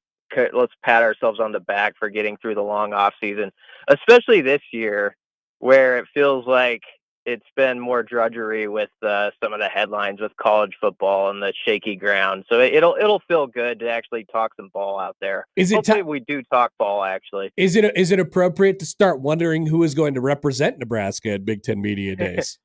I knew you were probably going to ask that, and I was trying to think quickly who that would be. There's got to be obvious. I mean, like Deshaun Singleton, maybe. Ooh, I know they think very highly of him. You wonder about like Sierra Wright's very gifted in front of the microphone and personable, so he would be a good option. I'm leaving out some obvious ones. Marquise Buford's been there forever. I'm listing off all DBs if you haven't noticed. That's interesting. Maybe someone in that O line. I don't know if they would bring out like one of the Rocco? like Dane Key. Yeah, or Dane Key or Rocco, one of those two guys since they're new to the program, but they might. This is a different time in college football. I don't think there's necessarily that requirement that you have had to have been in the program for 1 or 2 years at this point. So I could see one of those guys. Okay, so I'm glad you mentioned those defensive backs. This is exactly how summer conversations go. It's like, oh yeah, we were mentioned those defensive backs. Let's talk about them for a little bit. So the conversation this summer surrounding it's obviously been more offensively focused. I think that's normal, and also considering what they were last year, needs to get a lot better, the star powers on offense. But as you transition over the defense, there's a lot of changeover, and people look at that defensive line and say, are they going to be able to hold up over there? With that being said, BC, how confident do you feel in the back end of the defense right now? We're talking specifically about the secondary, that third level, compared to maybe how you have at any point over the last few years. Like I feel like this group, with their experience and some talent back there now too, and some additions to it over the offseason, and then young guys coming up as well, kind of checks all the boxes for me. I'm pretty high on the defensive backs at the moment. Yeah. I feel good about it. I will say I felt really good about it last year. And if you actually look at the numbers, it's not statistically Nebraska's best work. Like they gave up like about 7.5 yards per pass attempt. And I think it was like in the 80s on that particular stat, and they'd have to improve by like a full yard to get like in the top 25. And I know we've talked on this show like a week or two ago about the takeaways and how the Nebraska has sort of not been able to crack the code to get into the top 25 on that, where you get like 23 or 24 takeaways as opposed to just like 16 or 17. So that's obviously where some of these DBs come in place. But to your point, I like the new guys they've added. I think Andrew Marshall's in the hunt there. I think Amari Sanders is a guy that's done well as he's worked toward his second year as far as guys who could enter the fold. Obviously, Donovan Jones played well in the bowl game. I think Caleb Benning, it sounds like, has had a really good offseason. So it does seem like they have, 10 or 11 guys who have maybe separated themselves where you feel like that's a pretty solid two deep. So I think what I would say is the second group feels better than it's been in a while. Like we're kind of in the same old pattern where there's some returning guys that we think look pretty good on paper, but I think in years past maybe we've wondered a little bit more about like who's like 6 through 10, and I think maybe this season there's more options there. And Sierra Wright was just a gamer last year, and so if he can just back that up and improve on it, I mean that's a pretty big deal if you have one of your corner spots where he's taking up half the field and he feels like he can lock it down pretty well. So I'm really interested in what they look like, though, and what sort of change-ups they have and, like, how they move Deshaun Singleton around. I know this coaching staff thinks he's like an NFL player, and we didn't see the best of him last year. And I will say, if you look at Deshaun's situation, he was injured almost all of last offseason, so he didn't get a real runway into it. And it kind of reminds me, Connor, of Ty Robinson the year before he took off in his final season, where he was out with injury most of the offseason, and he had kind of a okay 23, but then he had a great 24. I wonder if Deshaun Singleton can follow a similar, down the similar tracks there. Is this the year where they allow the corners to put some pressure on wide? Like every year, without fail, people are like, "Why are they playing this soft coverage on the edges and stuff like that?" Is this the year where it actually happens that they could trust those guys to cover on the perimeter? Could be, kind of sneaky within the spring. Didn't have to be sneaky, but I didn't feel like it got talked about as much, was when John Butler was up there, he was sort of laying out what did he see as sort of like the strengths, 2 or 3 weeks into spring practice. And they were charting very well, he pointed out, in like their man coverage. And it was kind of interesting because probably more time was spent on podcasts, on radio shows, talking about the receivers. We're kind of drawn to that, and Ryle and what Dane Key and Isaiah Hunter look like, and Barney and all those guys.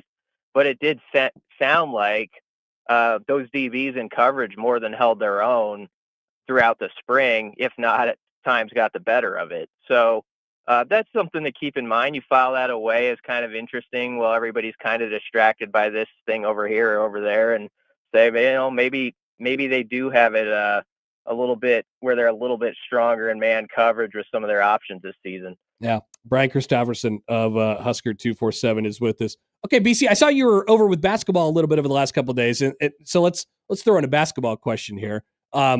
First of all, Bryce Williams ending up with the Pistons, awesome deal for him. Gets to start his professional career here, and then we'll see where it goes from there. But Fred Hoiberg talking a little bit the other day about some of the things that they're up to this offseason, getting caught up with some transfers. I guess, what'd you take away from the basketball beat over the last week or so?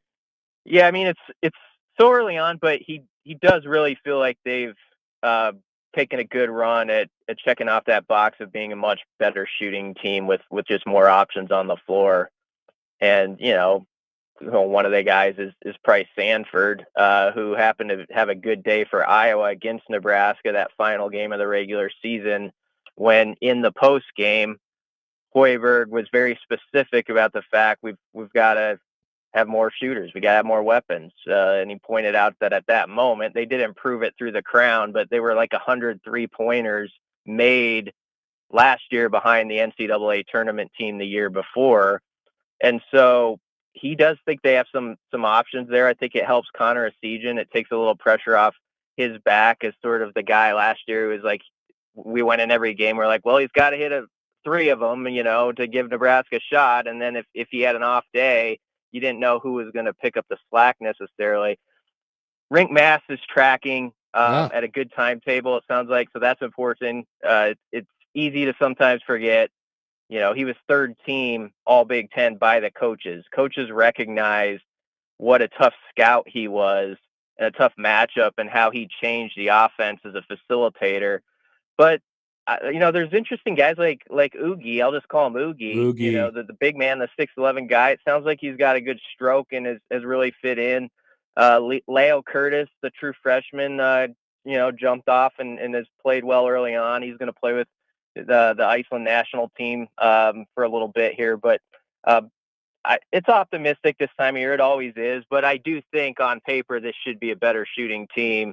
And then, of course, you hope they can figure out point guard, and that a lot will come on like a guy like Jamarcus Lawrence, who it sounds like is going to get the kind of the go to try to be that lead guard. How much attention do you pay, BC, to the Directors Cup standings that are released at the end of the year? Nebraska finished 21st in the overall athletic department standings at the end of this academic year. Is that a big deal to you?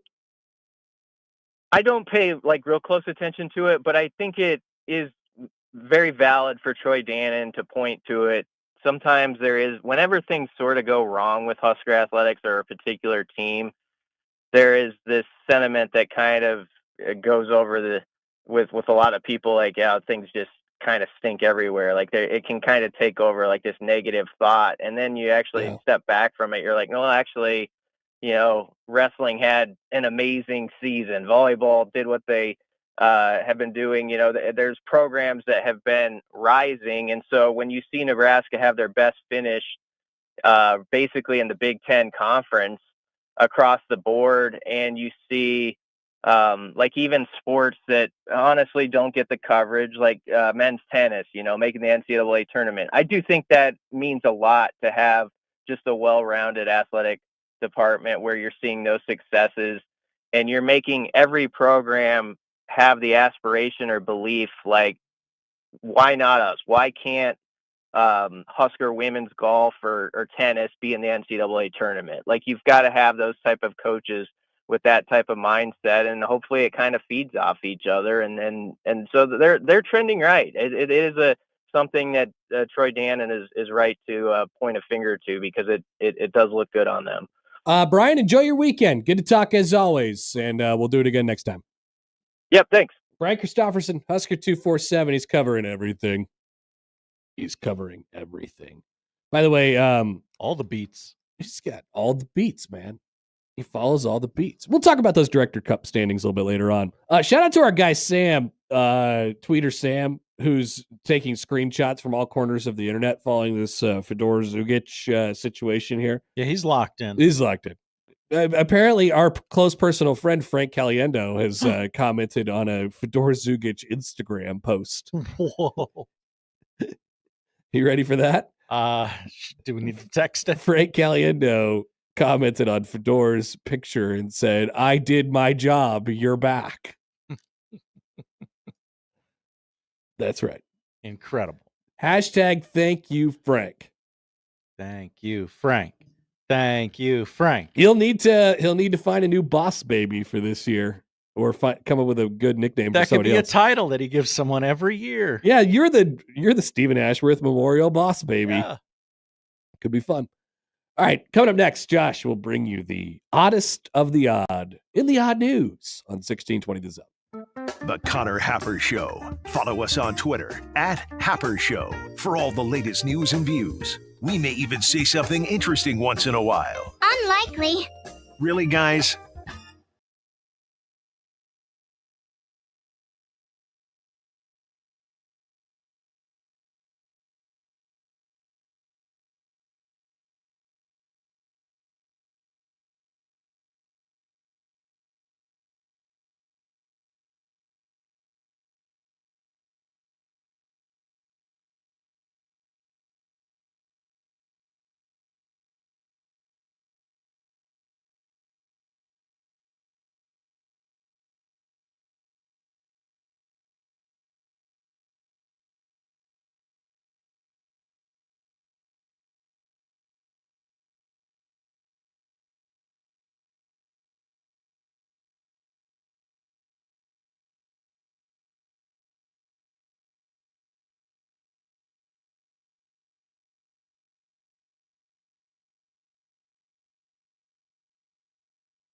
When your car is making a strange noise, no matter what it is, you can't just pretend it's not happening.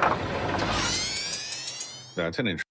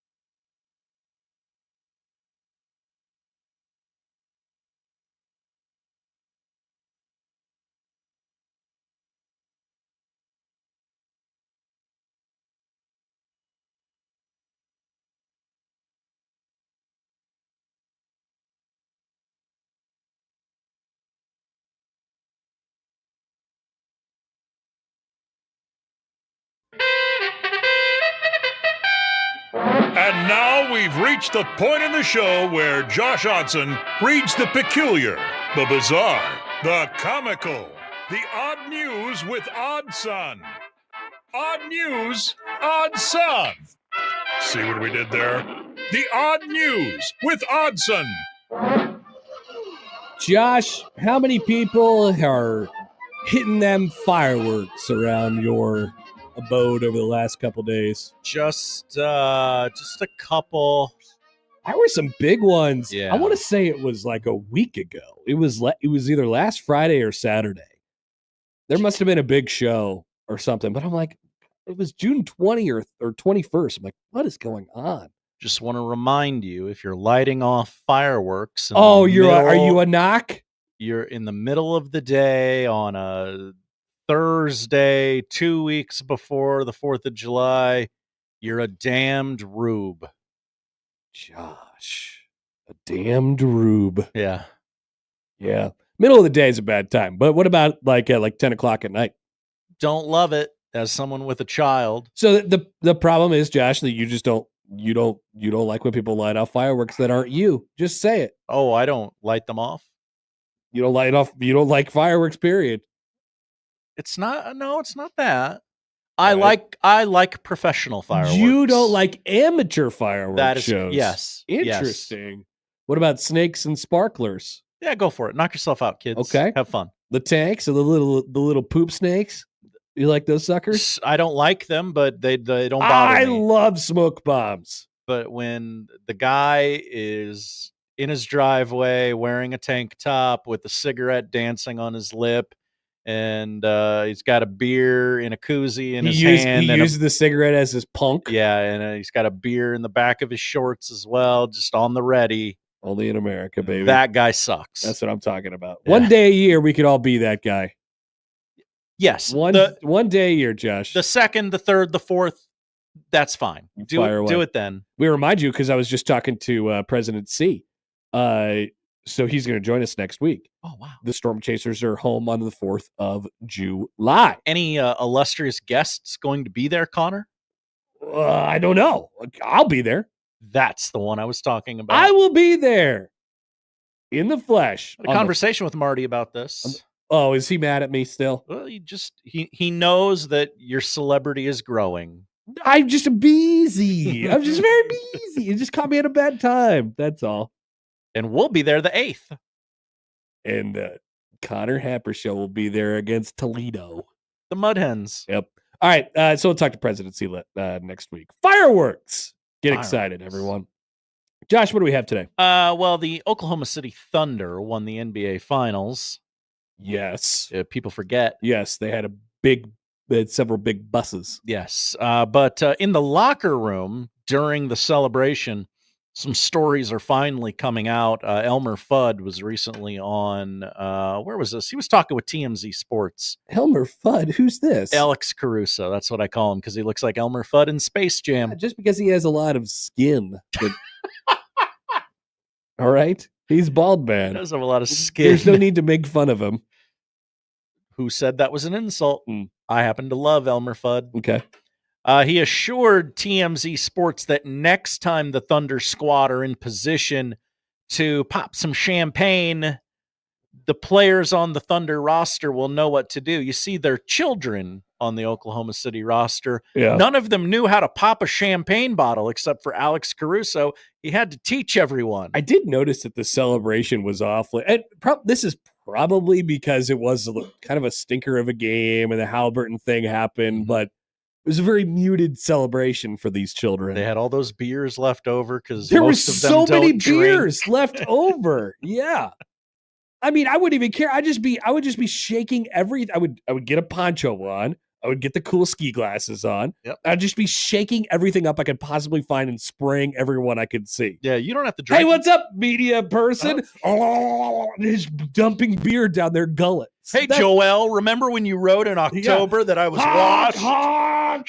I know you're going to Chicago, but take this beer. Take these beers with you to Chicago, Joel.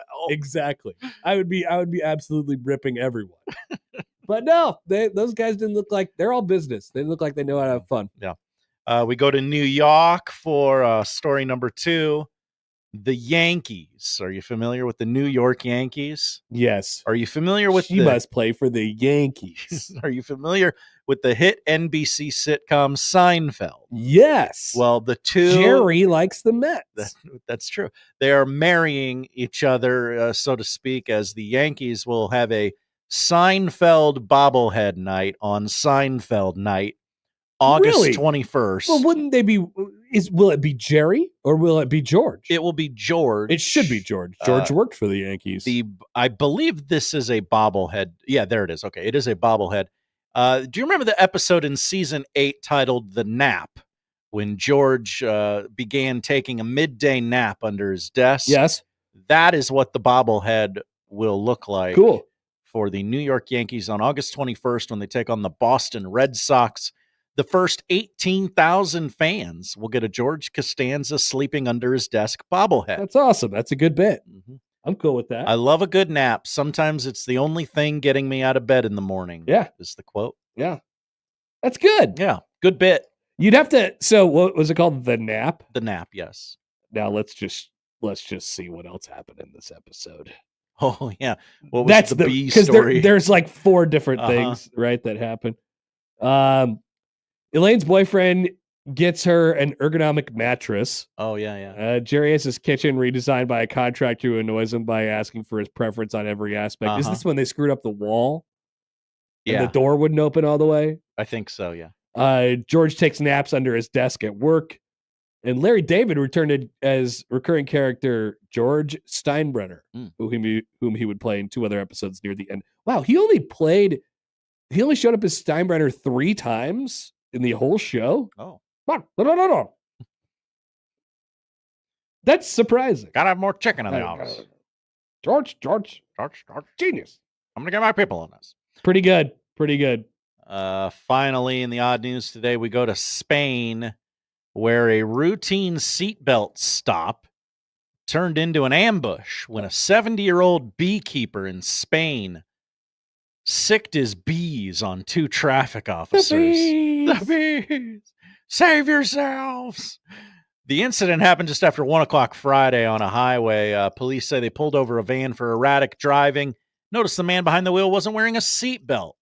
What they didn't expect was for the driver to respond with, quote, "I should have run you over," before refusing a breathalyzer test. According to multiple sources, the man walked calmly to the back of his van, opened the door, and released a swarm of honeybees at the officers. The insects attacked immediately, stinging both cops and forcing them to seek shelter in a nearby restaurant. Patrons reportedly stepped in to help, guiding the officers to safety. Yeah, I mean, you can't really. There's nothing you could do, right? Right. It's amazing. The cops are, they have the ability to defend themselves against really any situation except for the bees. It's genius. The bees got loose. The man fled, but he didn't get too far. Police tracked him down shortly after, arrested him, and asked, "Hey, why didn't you take the beekeeper suit off?" I don't know if they asked that question specifically, but in his arrest photo in the story, he was wearing a beekeeper costume. Awesome. Kind of a dead giveaway. Thank you, Josh. It's good. Connor. I'm still reading this Wikipedia page on the Seinfeld episode. Yeah, it was a good one. George likes to take naps at work, but his office has large windows looking into the hall, so he naps under his desk. George has Conrad modify his desk with a bed and space for an alarm clock. That's right. Jerry was getting annoyed at all the questions, so he sent the contractor away with George. Steinbrenner visits George's office while George is napping and waits for him to return. Not wanting to expose his napping space, George gets Jerry to phone in a bomb threat in an effort to get Steinbrenner out of his office. Nobody's going to bomb the Yankees. Steinbrenner hides under the desk. However, he assumes George was also hiding from the bomb. Steinbrenner puts George in charge of the terrorists' demand of a fitted hat day. That's right. Well, we have to demand something, Jerry. What should we demand? Fitted hat day. Hats. Hats. I'd like a fitted hat. George has Jerry call back and renounce the demand, then disconnects the call before Jerry can issue further demands, fearing a reprisal due to forced disconnect. When Steinbrenner hears George's alarm clock ticking, he thinks it's a bomb, calls into the bomb squad, who dismantled George's desk. Craving the coziness of his desk bed, George takes a nap in Jerry's cupboards, which were being redone, of course. What an episode. Yeah. What a show. I believe George had a Snickers bar and a L. McPherson Sports Illustrated swimsuit edition in his desk. It's all in the details, man. It really is. Just empty calories, George. You could say all these things, and I'm like, oh yeah, I guess I remember vaguely the episode in which this happened, but it's not the plot lines. I mean, there are plot lines about the show that are like truly hilarious, but it's really the details. Yeah. It's really in the details. Thank you, Josh, for getting us off on that tangent. Love it. We'll be back. The noon hour is coming up. I have a question for you. Question for you? Yeah, I have a question for you. Why do you hate the thing that you say that you hate? Pretty philosophical, isn't it? Have a number of reasons. Back after this on 1620 The Zone.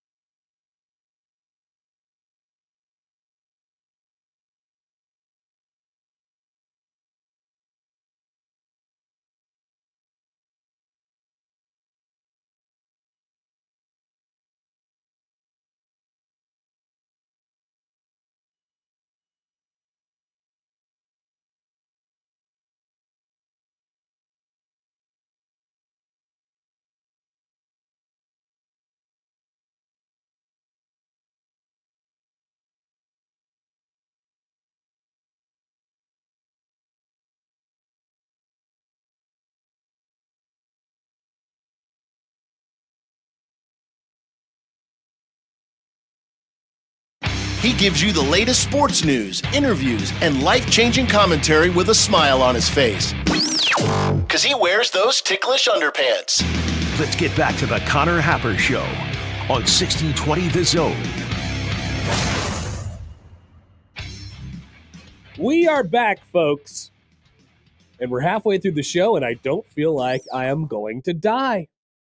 That's good. That's an improvement on yesterday. I'm right? all lozenged up. Yeah. I got my sports drinks. Do sports drinks help?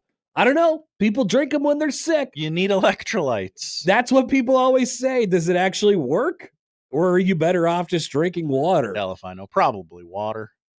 Like, yeah, why don't you just start absolutely pummeling your system with high fructose corn syrup? Well, I noticed you didn't get like the zero sugar kind. I don't know. I got body armor. Well, they make zero sugar body armor. Why would I ever get that? It's like, hey, you want a Mountain Dew? No, I want a sugar-free Mountain Dew. It's like, no, you don't. You want a Mountain Dew. Well, we don't want it, but do you think that would be at a certain age, your metabolism slows down, Connor? I don't know. Man. It'll happen to you. I'm just anything I could possibly do just to punch through.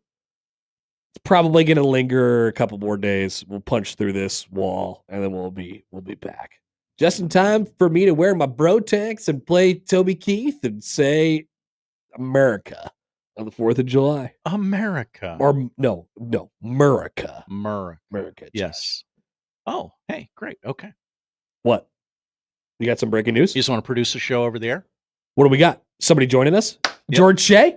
Yes. What day? What day? Because President C is coming on next week. Okay, well, we had a Monday hole to fill with a guest. Yes. George Shea will be filling that hole. Yes. Monday. Yes. Where's the grunt? Give me the grunt. Yes. We're gonna have to make a hot dog grunt. Does he go on the radio with anybody else? I don't know. Should we ask him that? I asked him. I said, I apologize. I'm very late in asking this, so I understand if you're not. He seems free. very affable. Yeah, he does. He answers his own emails too. He comes on with us every year. Yeah. He is the commissioner of Major League Eating.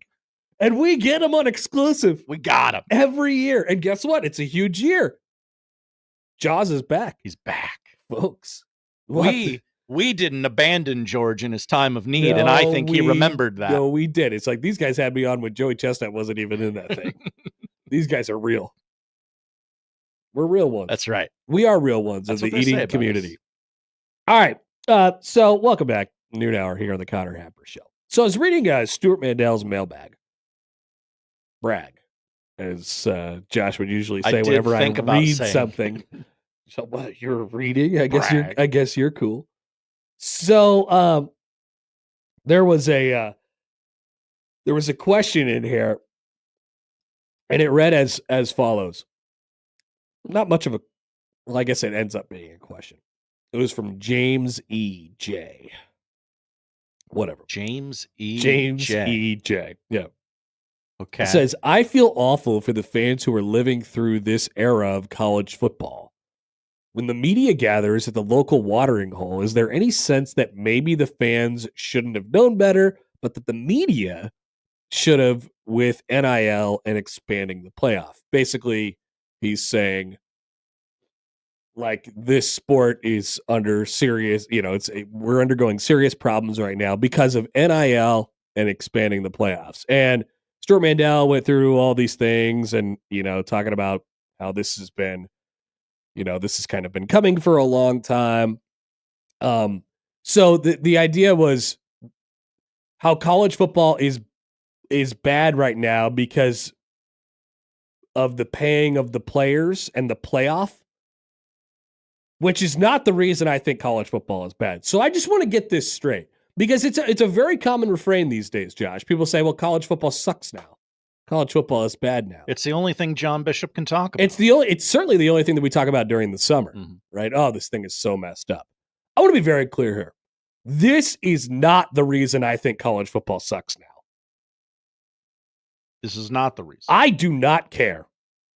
I do not care if the players are getting paid. It makes it more confusing, maybe, on like the rules, and we're going to hear some more stuff about contracts and all that stuff over the coming weeks after this rev share thing goes into effect over the early next week. So it makes it more confusing, and maybe you have to reset the deck a little bit more often. And then the freedom of player movement also makes it more confusing, right? You're like, oh man, what team is going to be what at the beginning of whatever year. You used to be able to kind of set your watch to it every 2 or 3 years. You're going to have a team, if the schedule lines up, or you're going to be pretty good. That's a little bit more uneven now. And I got to tell you what, like I'm okay with that. And the playoff expanding, and this whole discussion with the playoff right now, obviously it's in a really weird spot because our conference commissioners can't agree on anything, and they're arguing for stupid things, or in one case of the Big Ten, they're arguing for a stupid thing. But we'll end up in a place where there's 16 teams in the playoff, which frankly, I always thought there should have been 16 teams in the playoff. When they started with 4, I wanted them to be at 8. And then when 4 actually went into practice, I was like, yeah, it feels like 16 is the right thing to do here. And we're going to end up at 16 eventually. And here we are. We're going to end up at 16 after this year.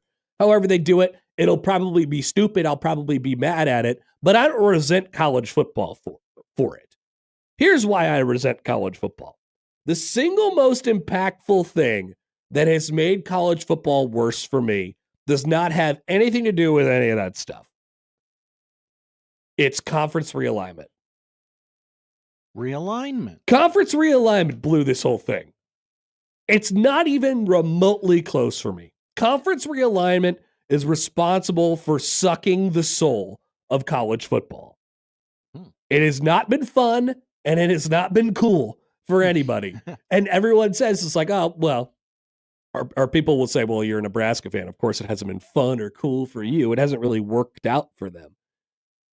There's been a lot of teams who have had lovely, lovely times in their new conferences and have experienced all these great. So, for example, let's just say this. So, I'm a Creighton person, right? Honk, honk. Honk, honk. Conference realignment has been very good for Creighton. It's been very fun and very cool for Creighton. But the Big East, the fact is that the Big East was Creighton's ticket out, right? It wasn't like, oh, we feel like we're this, they're sort of a fit with the schools in terms of them being the Catholic 7 and stuff like that, the Jesuit schools. And I think it's been awesome, obviously, for Creighton to make that jump and feel like it's one of the big dogs. But let's be honest here. If you're a Creighton fan from the time in which we all of our Creighton fandom was birthed, you do probably still lament and miss trips to Carbondale and Wichita and Cedar Falls and stuff like. I miss the Valley sometimes. I do. That's what conferences are supposed to be for. And people were like, well, why did you move conferences? It's because, of course, it's because of the money. Of course, it's because of the money. But I just wanted to say this out loud. With all this change of players getting paid, and people will roll their eyes at it, it's like, oh my goodness, this is so weird. Remember when they used to not be able to hand out ham sandwiches and stuff like that? Like, yeah, I don't really care. It does not bother me that the players make. It's weird that the players make $1 million. It's weird that the players get paid $20.5 million by the university. It's odd. Does it change anything that happens on the field? No. Conference realignment unequivocally and undoubtedly has.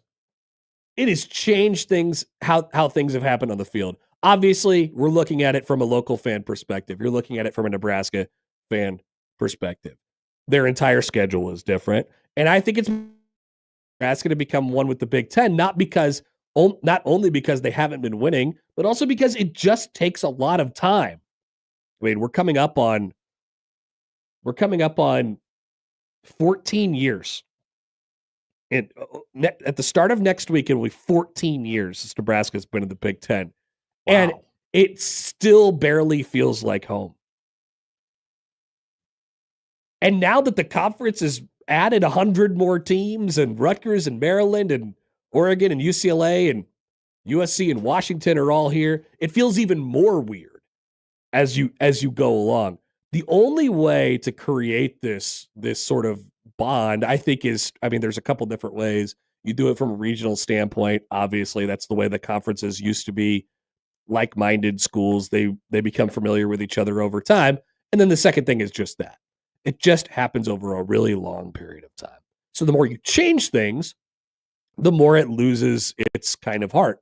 The reason why Nebraska has such a great and, you know, a budding great rivalry with Iowa is because they play each other every single year in the sports that count. And yes, they are border neighbors, so there's a regional aspect to it too, but they play each other every single year in football, and they are protected rivals in the other sports as well. They play each other twice a year in basketball. I don't care about any of the other stuff. Conference realignment blew this whole thing. That's my take. I think you're onto something. I mean, I miss the Big 12 North. I miss drivable games. I miss the idea of, hey, it's Saturday morning. I don't know. Why don't we pack up and go? Right. Good day out. Got good weather day. But like, I guess hopefully it's more than that. Felt a little homier. Yeah. There you go. Now we're starting to get closer and closer. Some of those same things we say about the Chuck box. Like, I feel like, oh, it feels big. It feels bigger. It feels sanitized. It feels cold. Right. Yeah. And the only way to get through some of that is to just do it over and over and over and over again. You start to kind of feel at home the further and further you go, and the less and less you do that, the less you the less you have that familiarity that you kind of need. So when people talk about college sports is ruined and stuff like that, it ain't for me. It's not because of the revenue sharing and the NIL and the fact that there's no rules, there's nobody governing this stupid thing. It's because the conferences have completely changed over the years. I see all this stuff about the Pac-12, and they're trying to recreate themselves, going into next season or in 2 seasons or whatever it is. And I'm like, I just, can we settle? Can we settle on one thing? The answer is seemingly no, because whenever there's a window of opportunity or somebody wants to play their leverage against, play their leverage card against the conference that they're in, then they're going to attempt to do that. Unless they feel like the conference that they are in provides too much of a safety net for them, and they'll just continue to be there. Like in the case of UCLA. Why is UCLA in the Big Ten? Well, they really needed a big safety net because they're in a bad shape from a financial position and stuff like that. Yeah. So that's what it is for me. Anyway. So we get this from the YouTube from Travis. Hi, Travis. I think that's a good take, Connor. I want to be clear, though, just because I hate what conference realignment has done to college football, I am not nor ever have been a Nebraska needs to go back to the Big 12 type of fan. Yeah, like... I'm not longing to go back. I miss some of the matchups. So I'll try to make this as clear as I could possibly make it. I would love if Nebraska had the ability to go back to the Big 12. I would love it. Like what I did in my EA Sports NCAA football game last year is we basically reset the deck, and after a handful of years or something like that, me and my buddy, when we do our franchise together or dynasty together, we just reset the deck back to 2010 conferences. We made the Big 12 North, the Big 12 South, and that entire thing. It was awesome. But I understand that is not a reality that we live in anymore. The reality is, if you're not in the Big Ten and the SEC, you immediately put yourself at a disadvantage from a monetary standpoint. Nebraska's in an excellent position right now, and it needs to keep that excellent position. They need to win more games. Right. But being in the Big Ten keeps them, in a financial position to continue to have the possibility to win games at a really high level. Right. Even though it hasn't worked so far. I do think the lack of familiarity with opponents works against them. right? We've said it a lot of times over the last 15 years. You know, those Big 12 teams, those Big 12 schools, there was a built-in, they felt a reverence toward Nebraska. When the N and the Sea of Red came into their stadium, it was like, not that they were scared or anything like that, but there's memories that just pop up. When Nebraska cleared the deck at the worst possible time, moved conferences, and then basically immediately after that started its worst 10-year run ever that leads to right now, nobody feels anything toward you. Nobody feels anything toward you.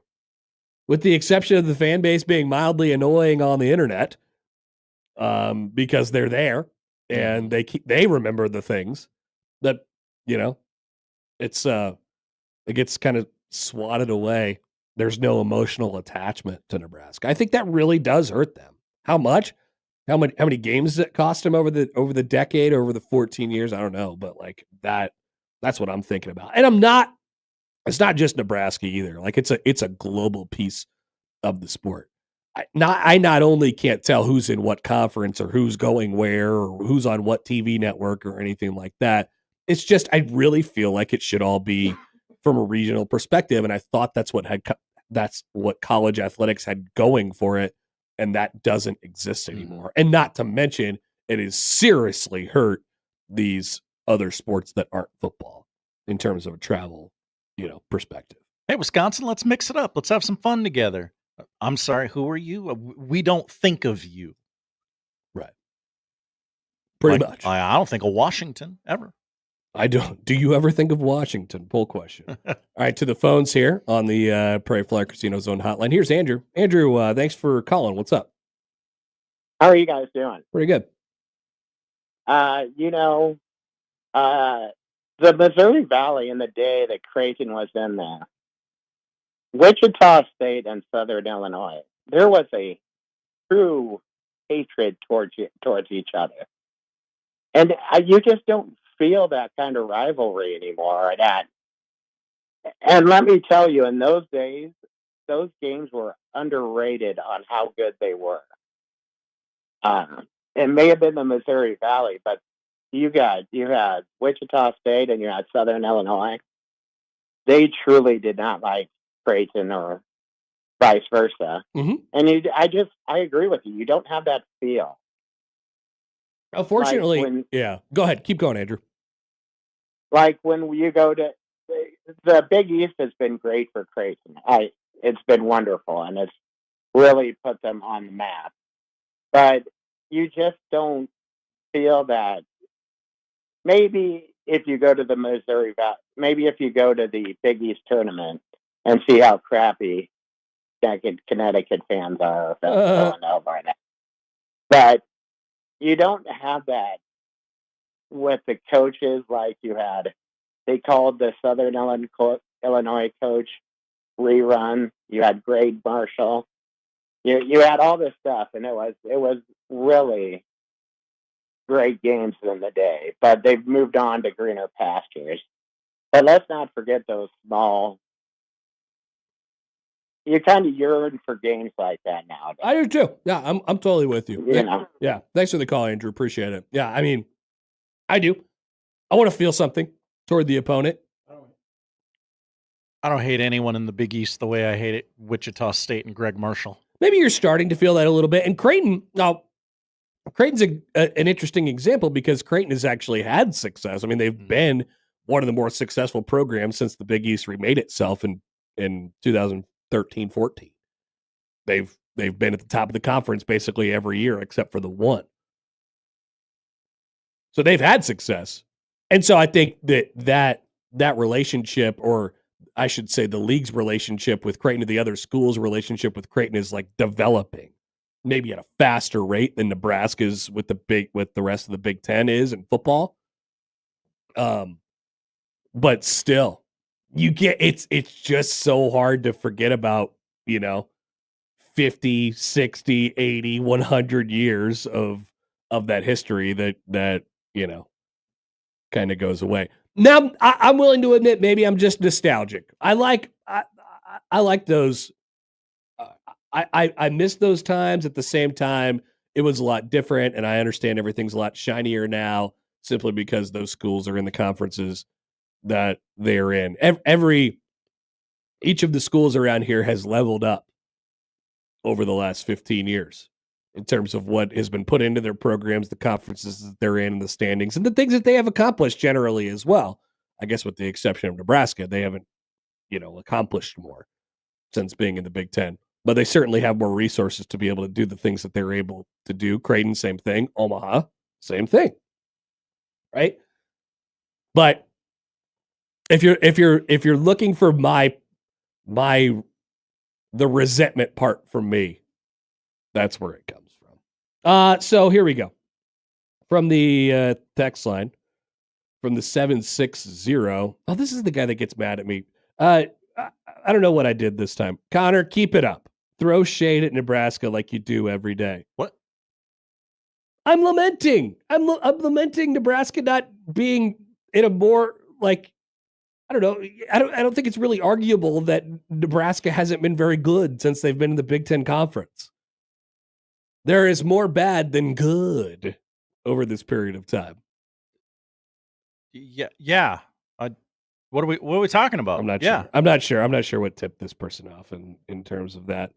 And then also from that same person, the Big East is not as strong of a conference as the Big Ten. Okay, that is definitely true.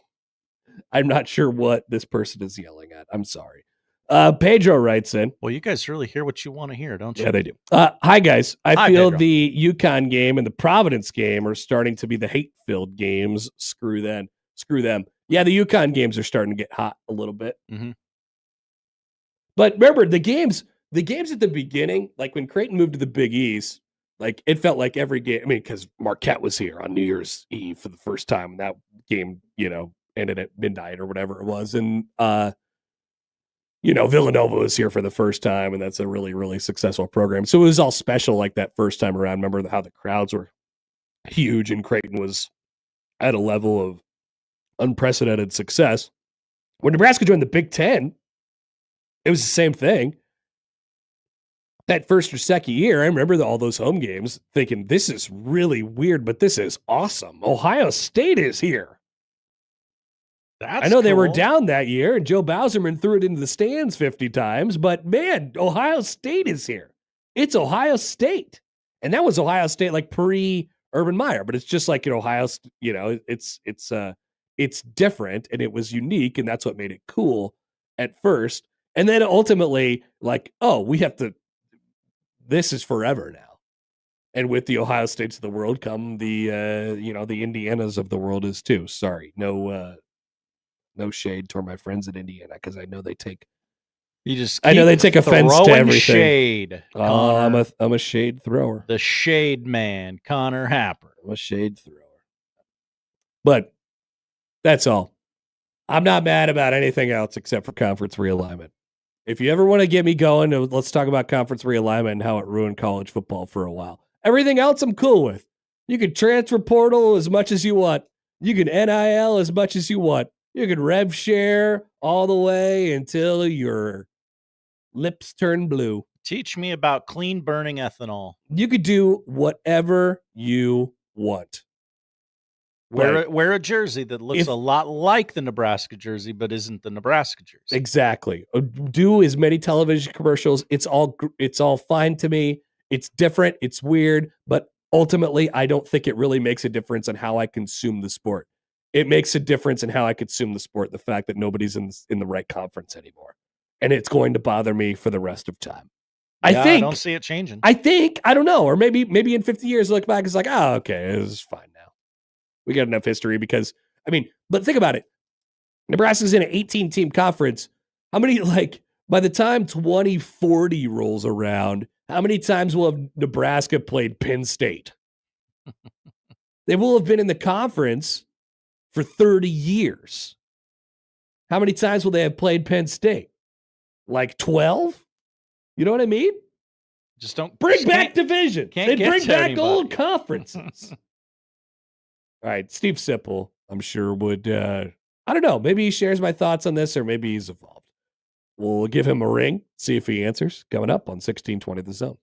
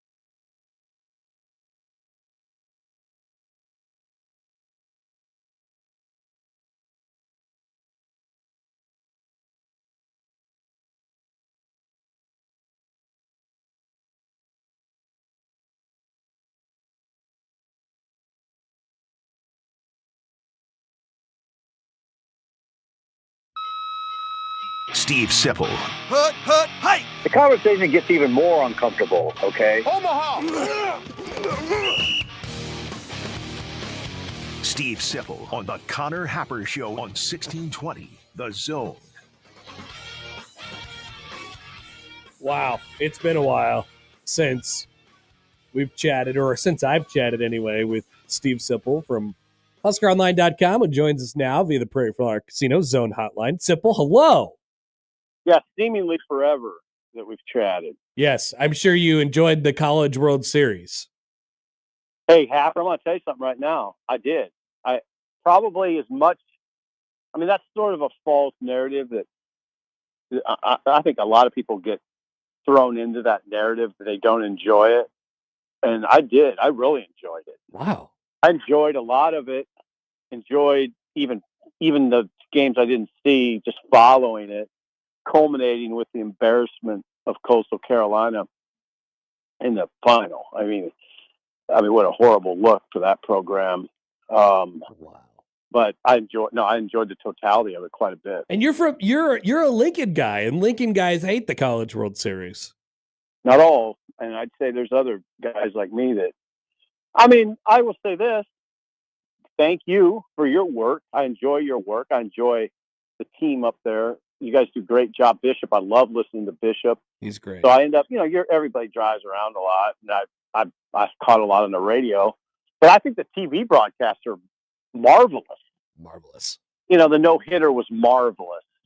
Those, the afternoon games are fun to have on during the day when you're working. Look at that. And then the LSU Arkansas game was incredible. Like it was incredible theater. I mean, incredible. And then, like I said, the LSU Carolina. I was really glad LSU won because it's such a classy program, and they're showing Coastal Carolina how to do it. Oh, you love when the big dogs win. You love when the best team wins. Oh, I'm a blue blood guy. Yeah. And there's a pretty good example of why right there. That's why I'm a blue blood guy, because you hear LSU chirping it all. Did the head coach ever once make it about himself? Ever even come close? No, because he's a real head coach, and that's why he's the national champion. Wow, beautiful. Steve Sipple from Husker Online is with us. What else have you been up to? What else have you been cooking over the last couple weeks? Anything? It's been working. It hasn't slowed down. No. At all. I'm watching my dog in the side yard here do his, he's just milling around. But no, nothing special. Nothing special. June was really busy, Happer, because in my world, it's football and it's camps and it's recruiting. And, they're going to get a kid here shortly. Probably, I don't know, by the time the show's over. Whoa. Maybe. So, no, it doesn't. Nothing's slowed down. And I don't anticipate that it will. Okay. So we were just talking about, we were talking about college football, of course, before you came on, but from the perspective of people seem to have this kind of resentment toward the sport now because of everything that's kind of happened and how different it looks. You do not seem like you seem like the type of guy, and I think we've talked about this idea before. You just kind of take it day by day, and whatever it requires, whatever the sport requires, we can kind of go along with it and adapt and adjust. Do you harbor any resentment toward the sport of college football because of the things that have happened to it? No, not like that. No, I'm concerned about it, like most people. I don't know that you can harbor resentment because it'd be hard to identify where to put your focus for that resentment. So no, but I worry about it because I know anecdotally how there's so many people that have told me I don't even follow it. I just don't like it anymore. I hear that way too often. Yeah, I hear that from people too. Well, and Happer, it's not good for us, as your dad de facto. Thank you, Dad. I'm telling, it's not good for us. Now, it doesn't mean the conversation's evolving, so it can evolve in a positive direction. In fact, I think it did. I think it did when the House settlement came out. It's imperfect. You're not going to get perfection, but I do think it was progress. And there is more structure. We heard everybody initially say, "Oh, but here comes the litigation." I don't know. The more the conversation evolves, the more I read. Yeah, there's always going to be some litigation, but I don't know if it's going to be I don't know that it will be as cumbersome as as I initially thought. This is my opinion. So I will just say this. And I think I've said this on your show. I don't know but there's never a time in my career that I will watch TV ratings and attendance numbers more than I've ever watched them in my life this year. What's that going to look like? What are the TV ratings for big game, for any game, for games, period? Overall TV ratings, what are they going to look like? I'll tell you this. I mean, that would be something if there's attendance drop off, TV ratings plummet, that will get college football leaders' attention more than anything. Yeah. So I'd watch that. I'll tell you what. So here was the conclusion that I came to before you came on. Like, Okay. I don't care. I don't care about all this. I think you're right about the rev sharing thing. Like, it could end up being a stabilizing kind of thing. It feels like a good path forward for the sport and for college athletics. The thing that has messed things up for me, the thing that has affected the on the field, like the feelings that I feel when watching a college football game the most, that I have the most resentment toward, is conference realignment. I think that screwed the most stuff up. The rest of it I could deal with and we could adjust to, and it's confusing, but it's weird, but it's fine. The conference realignment stuff has really, I don't know. Like, I'm not just having this realization now, obviously, but I feel like people point their hate sometimes in the wrong direction. They're like, I can't believe that the players are getting paid and all this stuff. I'm like, yeah, I don't feel the same way I felt about the sport 15 years ago because everybody's in a different conference now. That's me.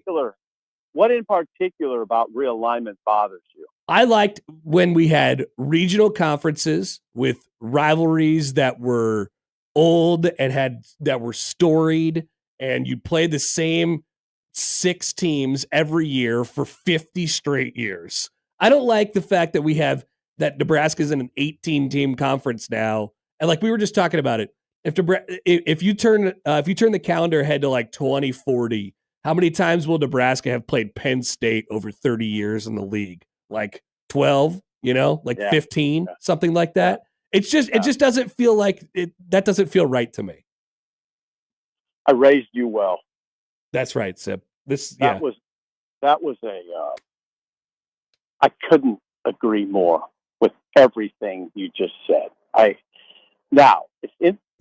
find it beneficial that you're talking about it, because I do think that gets overlooked in the grand scheme. It's now the focus is so much on the portal, on NIL, rev share, that part of it. And it's some of it's absurd what happened. I mean, it's absurd, right? That Stanford and Cal are in the ACC. It's just absurd. Like, it's almost strange that they let that happen. But it's happened. So it's absurd. The breakup of the Pac-12 to me is absurd. Absurd. I mean, that West Coast, just sort of think about what the West Coast used to be in college football, even like Ryan Leaf and Marcus Mariota, and then of course Pete Carroll and USC, and what that region meant in the grand scheme just sort of fell off the face of the earth. Let's see where I get now. This is where the resentment starts to flow a little bit. Why did they let it happen? How did college football leaders, who the hell they are, I don't know. I don't know who they, I don't even know what I'm talking about. But how do they let it happen? And this is where I get perturbed with guys like Sankey, who will say, things like, don't preach to me about the greater good or what needs to happen. Yeah, no, I am. I am going to do that. And I wish that there was more people that would consider the greater good, consider Connor Happer in Omaha, and how his love for the sport has been affected by just idiotic moves. Idiotic. I mean, not keeping the fan in mind at all. Maybe it's going to come back to bite him hard. Yeah, I'm with you. Obviously, we're handshaking on this. By the way, we're handshaking. Yeah, well, handshake memeing, as they say. How was your sit down with Dana Holgorsen? It was good. It was not a sit down. I was in my truck interviewing via phone. Your conversation. But, yeah, it was good. It was really good. There's more coming. I thought the initial round was good. There was a column last week. But yeah, he's very insightful. As you see at the podium, you guys see it at the podium. He's very good. He's very thoughtful. He's thoughtful. He just has a lot of good thoughts and expresses himself like you'd expect a 14-year head coach would be able to do, and he does it. And I'm all right this week about how he feels about the quarterback room and the offensive line. And, he's smart. That's where it's got to start, both those positions. He goes, I think he feels pretty good about it. And I'll write it. I don't mind saying it. My feeling after listening to him was he feels much he feels really good about the quarterback room's future. In the present, I think he feels pretty good. Definitely about Raiola, but I think it feels like they probably need a little more steam, which makes sense. That's my interpretation of what he said. Yeah. He might jump on the phone and say, I don't know what he's talking about, but that was my interpretation. Yeah, he also and we've talked a little bit about this, but it's good that he brought it up again. Holgorsen said on Rule, quote, he's an excellent CEO, that the head coaching role, it'd be extremely hard to be involved in offense like I am currently. Rule has given the keys to Dana Holgorsen. I think that's beneficial for both parties. So as we transition over to Rule a little bit here for a second, Sipple, like how much do you think Rule enjoys this kind of new role, quote unquote, that he's sort of put himself in? It's not different in title or anything like that, and he's still the head guy who's making all the decisions, but maybe a little less in the details and the day-to-day of the actual football stuff, which I find is fascinating, especially for coaches who you normally talk to and they're like, man, I that's the part that I love. And Rule has gravitated toward kind of the bigger picture, other stuff. I wonder. I don't know. Enjoy. I don't know how to. That'll just be something I'd have to ask him. While you're asking the question, there's, as you know, and I think people if they don't think about this consciously, they probably have thought about it subconsciously. Rule's sort of. He's always thinking about 5 things at once. He has said that. He's always doing 3 or 4 things at once. He's his mind moves all over the place. It's quick. He's very intelligent. I think he's really good, a really good type of coach in this world, because he does have to think about a lot of different things simultaneously. It's not a simple world. It's not. I don't mean to say head coaching has ever been really simple, but there's much simpler times. And he's a thinker. I mean, I think you get anybody who's watched a press conference of him in the last couple of years, you get it. He's thinking all the time. Now, does he enjoy this new world? I don't know. Yeah. It challenges him. So, Happer, I think there's guys like that are high performing people. They're no good if they're not. They want to be challenged. Yeah. And I don't think there's ever a day he doesn't feel enormously challenged. And he's got a huge job. I mean, and you know what? There's pressure right now. There's pressure on him to win, not just manage navigate Nebraska through this new world that college football's in, but he also, let's face it, I mean, internally, externally, there's a feeling that they have to hit a certain mark, and that's pressure, but I think it's a good kind of pressure. I don't want to oversimplify, but I wonder, like, if you're giving him 2 options of, does he like this kind of front facing, face of the program, CEO, all the stuff and the stuff that comes with it, or would he rather just be like a linebackers coach who, is with his group of 6 guys and he teaches them the fundamentals? Like, oftentimes I would think football coaches, Sipple, and you talk to them all the time, including on your radio show every day, like they gravitate toward the football stuff, the detail stuff. And I would have thought that Rule was definitely that guy, but now I'm not so sure. Or maybe he's just a really, really good adapter to things. Well, I think some of it's an age question. I think sometimes when you're, I'm trying to think like Dvorak, their linebackers coach right now. I think he's probably just, I think right at this stage of his career, it's kind of like it's most appropriate that he just masters that position, masters defense. But if he's in his late 20s or early 30s, whatever he is, that could be a lot different picture at age 50, right? Which Rule's age 50. His career evolved. He did at one point just coach the line, right? Yep. He has been a position coach, but guys evolve. Not everybody does, though, and that's the other part of the discussion that I think you have to acknowledge is some guys don't want to advance to a head coaching position. They have no interest in doing what Matt's doing. I do think at age 50, that this is what he probably would want to do if it was, okay, you can just coach the D-line or you can be a head coach. Now, some of that is, you coach the D-line, you know what you're going to make. What are you going to make? Yep. $700,000. What's he make? I mean, he's a very wealthy man. You're not going to get that way coaching a position. No doubt about it. It changes as you climb the ladder. That's for sure. All right, Sipple. Great conversation as always. Good to talk to you. Glad you enjoyed the College World Series and your blue blood won. Yes, LSU. All right. What a blue blood that is. And Jay Johnson is about the closest thing to Nick Saban in that sport there is. Wow. I love your college baseball take, Sipple. Fantastic. See you later. See ya. Steve Sipple from HuskerOnline.com. You can check out his not sit down, his car interview with Dana Holgerson, and there is more to come. More to come in that scenario. Yes, of course, Dana is off on his worldly travels. He's in Key West, hanging out with Hal Mummy and folks down there, trying to retrace the steps of Mike Leach this week, and then he's off to, I believe, Austria next week or something like that. It's a great time to be Dana Holgerson. Incredible time to be Dana Holgerson. Are we going to talk about that wild Coastal Carolina take? That was insane.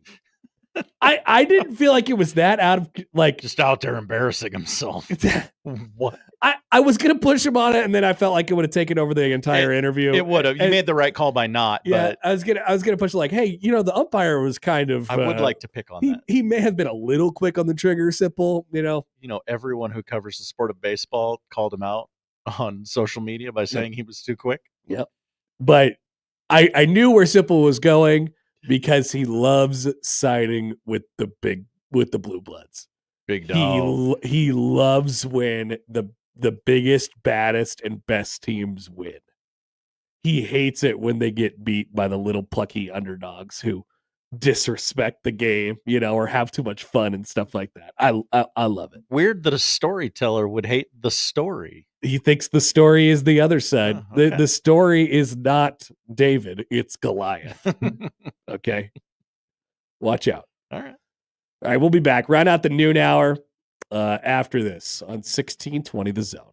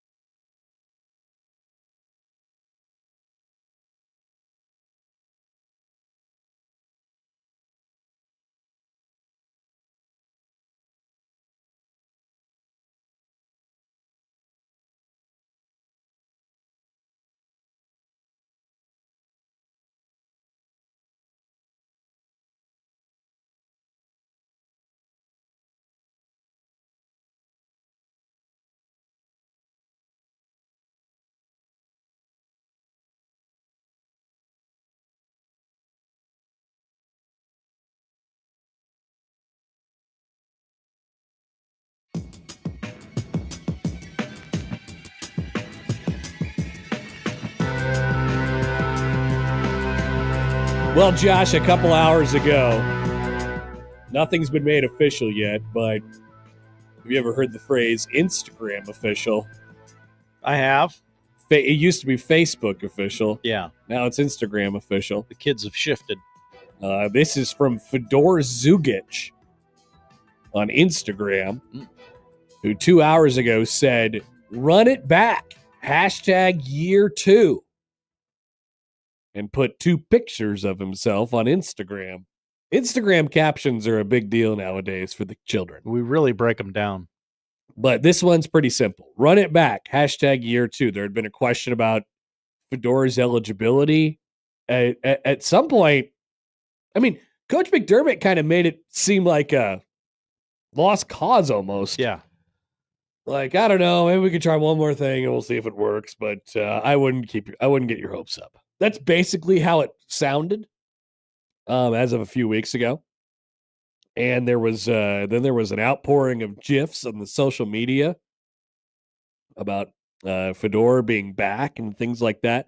So the top comment on Fedor's Instagram is from Frank Caliendo. I did my job. You're back. Josh Dix says 7 is back. Ty Davis said he's back. Hudson Greer says free. Owen Freeman says, uh-oh. Oh. Harper. What's Blake Harper says, oh, yeah? Shane Thomas said a Denzel Washington GIF. Ooh. The new guy, Liam McChesney. Oh, I know. He did a Luka Doncic GIF. Luka. Look, and there was more comments by many, many, many more people. So people are saying that Fedor is back, which reminded me to look at Creighton's roster and see if I still thought it was good. So here's what I'm going to do. We're going into, it's almost July, right? Yeah. So basketball season's right around the corner. People are saying this, Josh. Okay. Basketball season is soon. So here you go. Numerical order. Here's what we're cooking right now. Jason Green, Austin Swartz, new guy. Blake Harper, new guy. Josh Dix, new guy. In Nick the corner, Graves, puking his guts out. new guy. Fedor, back, folks. Ty Davis, back, folks. Hudson Greer, new guy. Shane Thomas, back, folks. Jackson McAndrew, back, folks. Back. Alexa Dmitrievich, new guy. Owen Freeman, new guy. Isaac Trout, back, folks. And Josh Townley Thomas with his new number. He is a back, folks guy. So when we counted earlier, that was only 14. We were talking about it on the crossover. I don't think they're full in terms of scholarships. Like, I think they're good. And, you know, the idea was they were sort of like, they were kind of recruiting over Fedor just in case he wasn't going to be there. And they successfully did that with the acquisition of Blake Harper. Maybe they don't go out and feel the need to really try and get him out of the transfer portal from Howard. If they have Fedor eligible, but now you have a lot of potential lineup options that you could play out there, which is good because I think they're going to get up and down the floor quite a bit. I can't wait to see how it works out for them, because I don't want to forget about the guys who are coming back from last year too. Nobody's going to forget about Jackson McAndrew or forget about Dre. But Ty Davis will mix into the equation, I think, a little bit. Jason Green will mix into the equation. Oh yeah, he'll probably start at least at this moment for Creighton. So I don't know, man. It's a huge win. It continues to kind of maximize the upside for this team. I know people kind of tend to get carried away at this point in the summer of like, well, what's this roster going to be? What's it going to look like? And, they start to say outlandish things about winning national championships and going to Final Fours and stuff like that. What if Creighton never lost again? What if Creighton never lost again? The burners are wondering on the internet. Like, I still think this is a pretty good team. I can't say definitively without understanding like their DNA yet of like, because when when Creighton has had really good teams, like championship caliber teams, they've had some stone cold killers. You know what I mean? Does this team have any of those? I'm excited to find out. I'm excited to find out who those guys are. Are they good enough on talent just to get by at to probably have at least top half finish of the Big East? I think so. They have absolutely, put this roster together to be able to compete in the conference. Jeff writes in. Hi, Jeff. Jeff says $10 million roster. I think Jeff is trying to say that is a slight to Creighton.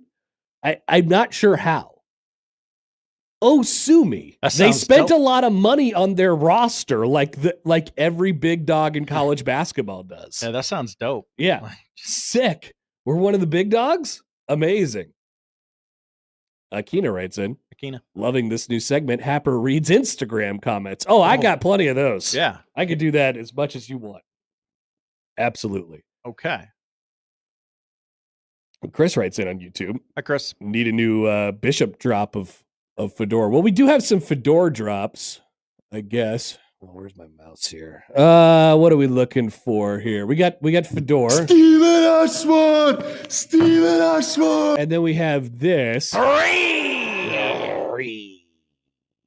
That was baseball, though.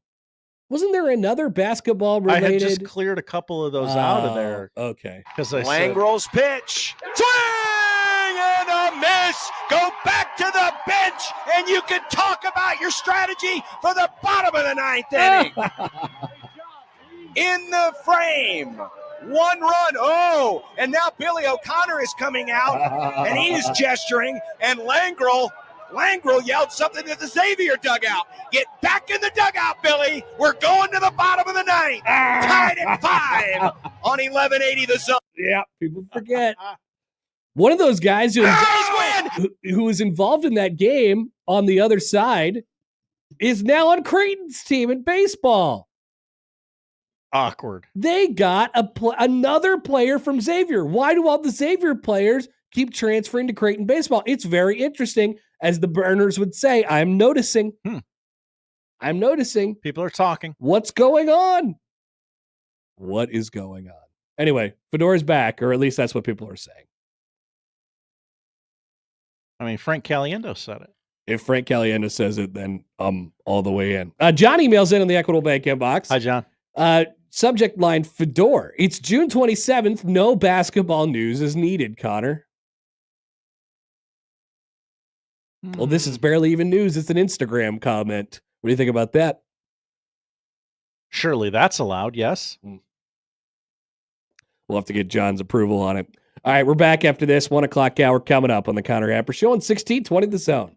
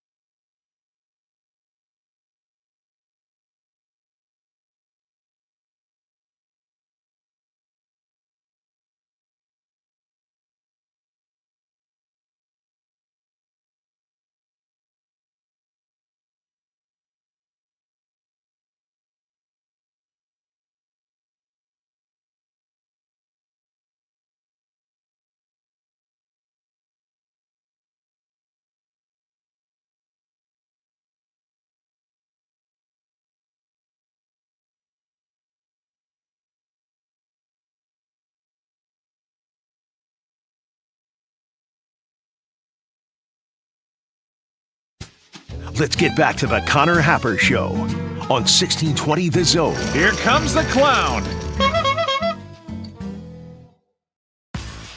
The pride of Maine doing his introductory press conference today, Cooper Flagg in Dallas. The Black Bear himself. The Dallas Mavericks have provided a media meal for the folks ahead of the Cooper Flagg press conference today. Oh, no. What do you think it is?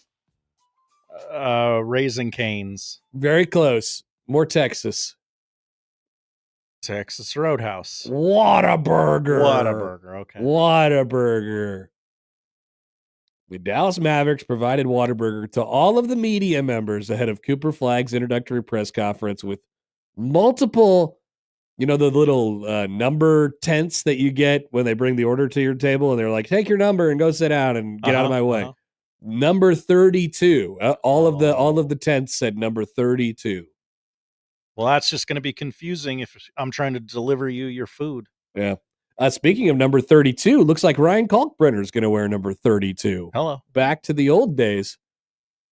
Back to his OG number at Creighton. I guess him and Jemiah Neal are going to be summer league roommates this year. They were roommates.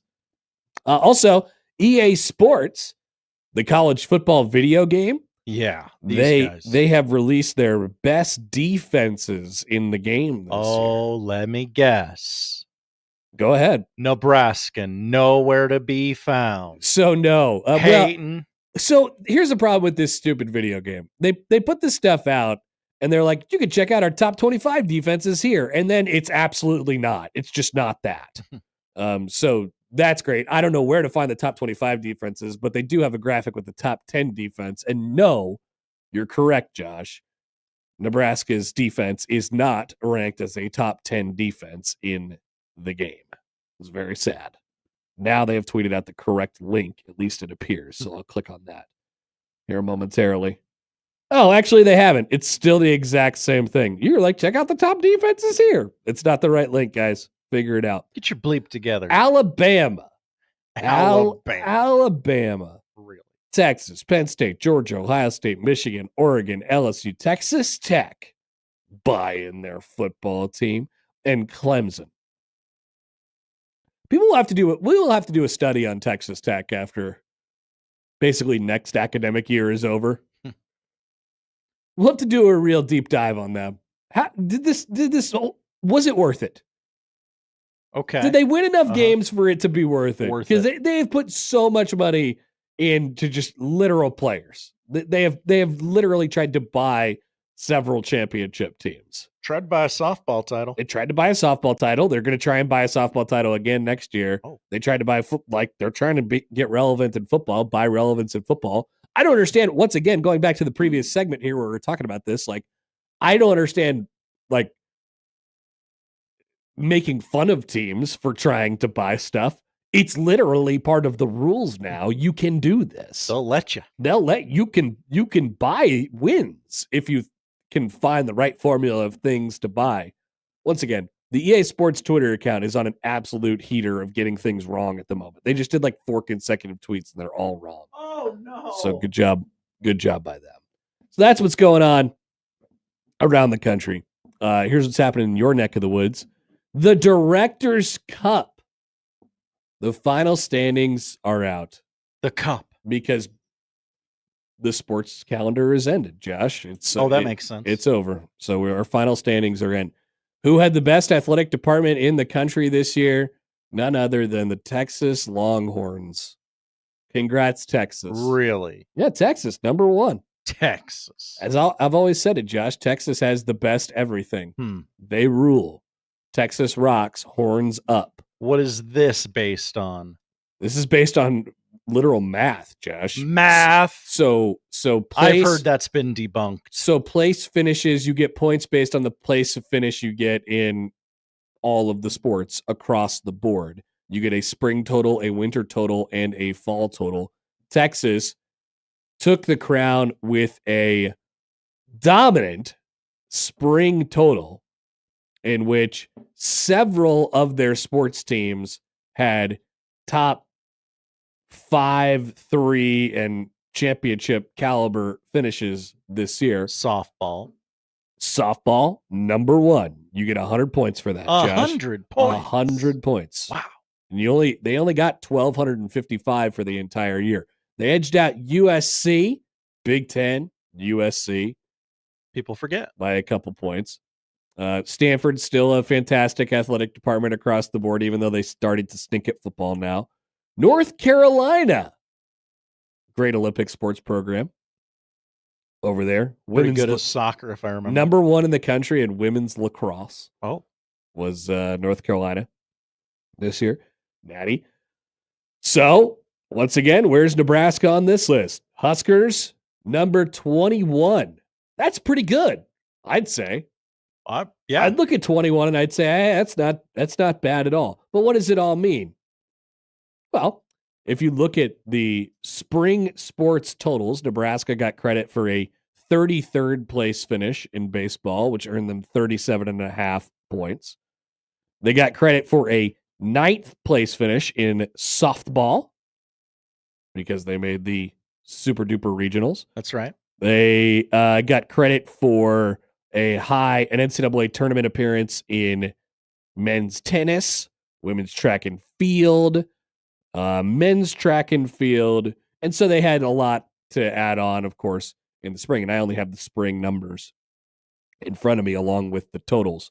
Don't have the winter numbers? Not the exact ones. I'd have to go back for that.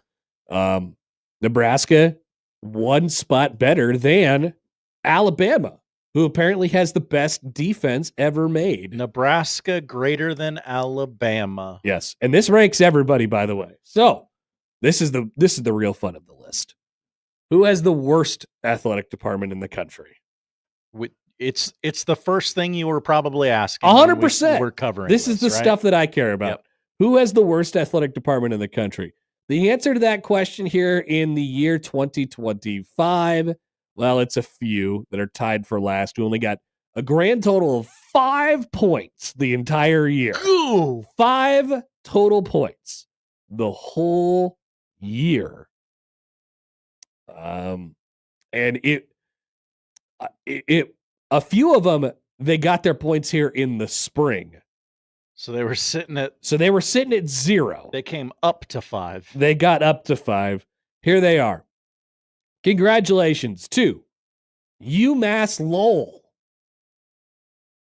UMass Lowell. UMass Lowell. The Red Hawks or Creighton played them in baseball last year. I'm going to go Red Hawks. What do you think? River Hawks. River Hawks. Okay, close. I give me a half point for that. Mm-hmm. I am now in 48th place of the Directors' Cup standings.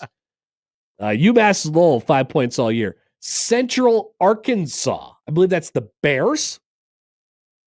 The Bears? You're correct. They got 5 points the whole year. You hear that, Ed? Bears. Radford. I don't know on that one. Radford. There can only be one. There can only be one. Mm-hmm. What's that mean? Highlanders. Okay.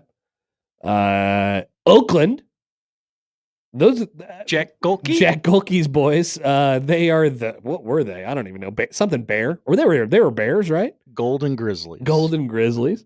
American University. What's America's mascot, Connor? Patriot, probably. Eagle. Wow, really? Mm-hmm. And Louisiana Monroe. Ulm. You know that one? Well, the War Hawks? There you go. Warhawks. Don't doubt yourself. 5 points the whole year for those crappy little athletic departments. It's very sad because they're trying. Sure. Poor Oakland is trying, but they didn't get any points, really. Some of those, I believe, are newish to Division One. The big dogs. Oh, not Louisiana Monroe. No. Central Arkansas, I think, relatively new. We'll get a couple more next year. I think St. Thomas has finally made the transition. They're out of the probationary period from D3 to D1, so that's cool. So Creighton, where'd they end up? We're honking today on this show. Why'd you start there? Creighton number 95. Honk, honk. I'd say that's pretty good. Let's see. Volleyball finished. Volleyball got him some points. That Fifth? would have given him a 5th place finish, right? Baseball got him a 17th place finish this year because they were a regional finalist. Okay. Nothing else in the spring as far as a team is concerned. Basketball got him a 17th place finish, right? They made the Sweet 16. Women's basketball. No, they didn't make the Sweet 16 this year. 33rd. They got a 33rd place finish. Sorry, it's so normal for them to make the Sweet 16 now. Sorry. Honk, honk. Yeah, it's one of those things. So yeah, they were a top 100 athletic department, which I think is a pretty good, strong accomplishment considering it's not as full as some of the power athletic departments are. Omaha. What about the Mavs? I lost them on this list. They are 210th. They got some points for softball this spring. And they got some points for basketball, of course, last year, men's basketball last year as well. The sport of softball rigged it against Omaha, so they couldn't advance. Classic. Yeah, did they make them play Oklahoma? Yeah. That wasn't fair. Classic. Putting your thumb down on the little guy or girl in this instance. Very inappropriate. Yeah. Very inappropriate. So congratulations to the winners. Mr. Yogurt, he's giving himself a bonus for finishing high in the Directors' Cup. Not giving himself. I mean, obviously others negotiate his, he has to negotiate. He has a boss, but he gets a bonus.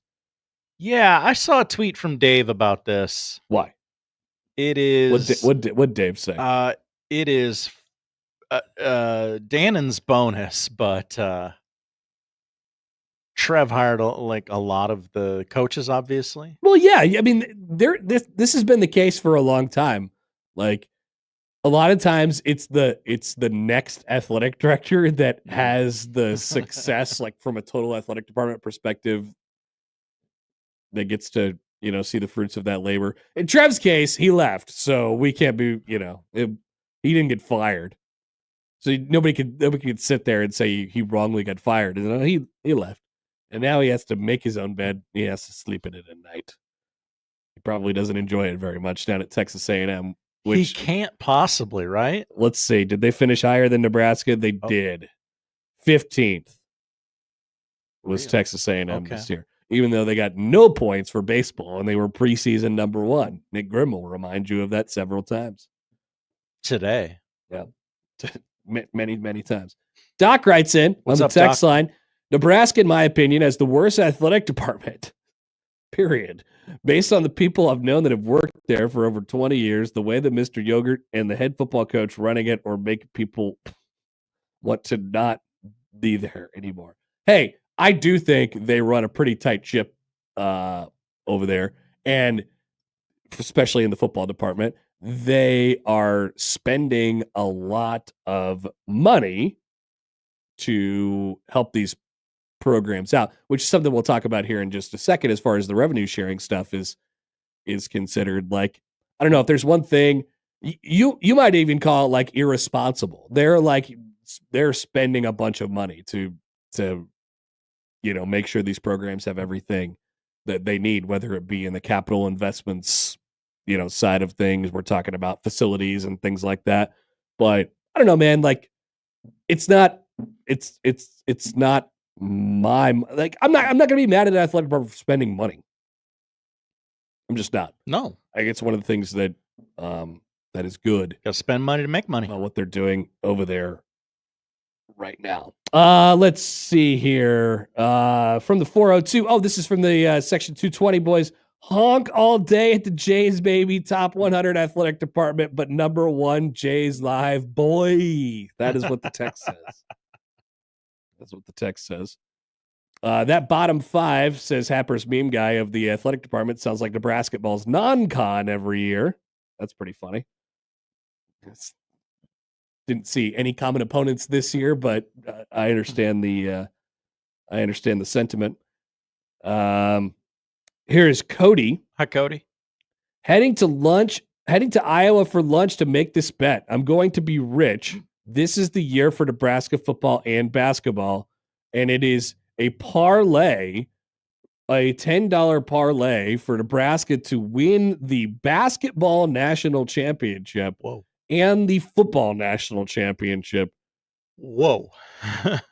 Which is incredibly irresponsible and we cannot support, but it is plus 2.6 million.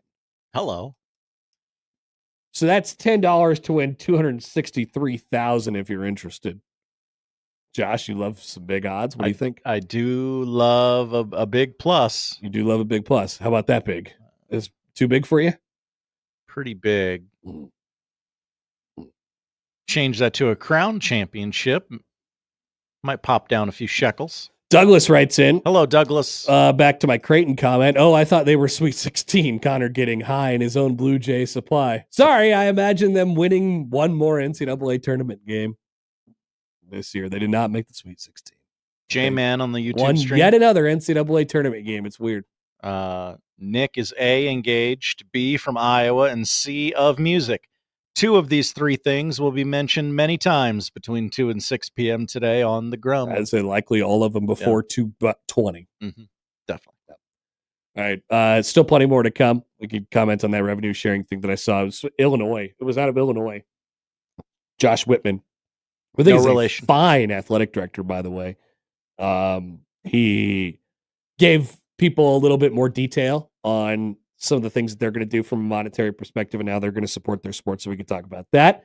Anything else you guys may have. I also want to remind people that while we're at it, we got a mega deals week going on right now. It's the last day. And it's the last day. So Exarban Cinema and ACX Cinema 12 open for you right now. Two $25 vouchers for just $25. Good for any non-alcoholic concessions at both Exarban Cinema in Omaha and ACX Cinema 12 in Elkhorn. Get your snack game right. Yeah, get your snack game right. And get the zone deal, the mega deal, now on our website, 1620thezone.com.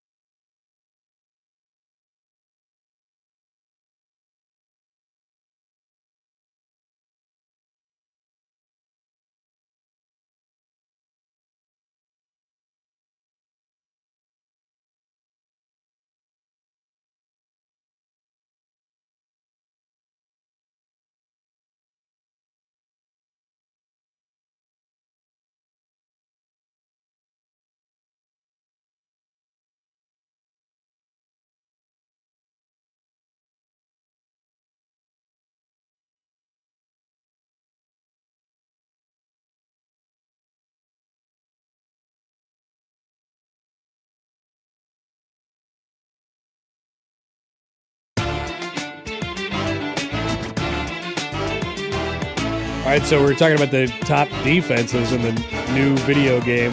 How about the top offenses? Let me guess. Nebraska not included. Wrong. What?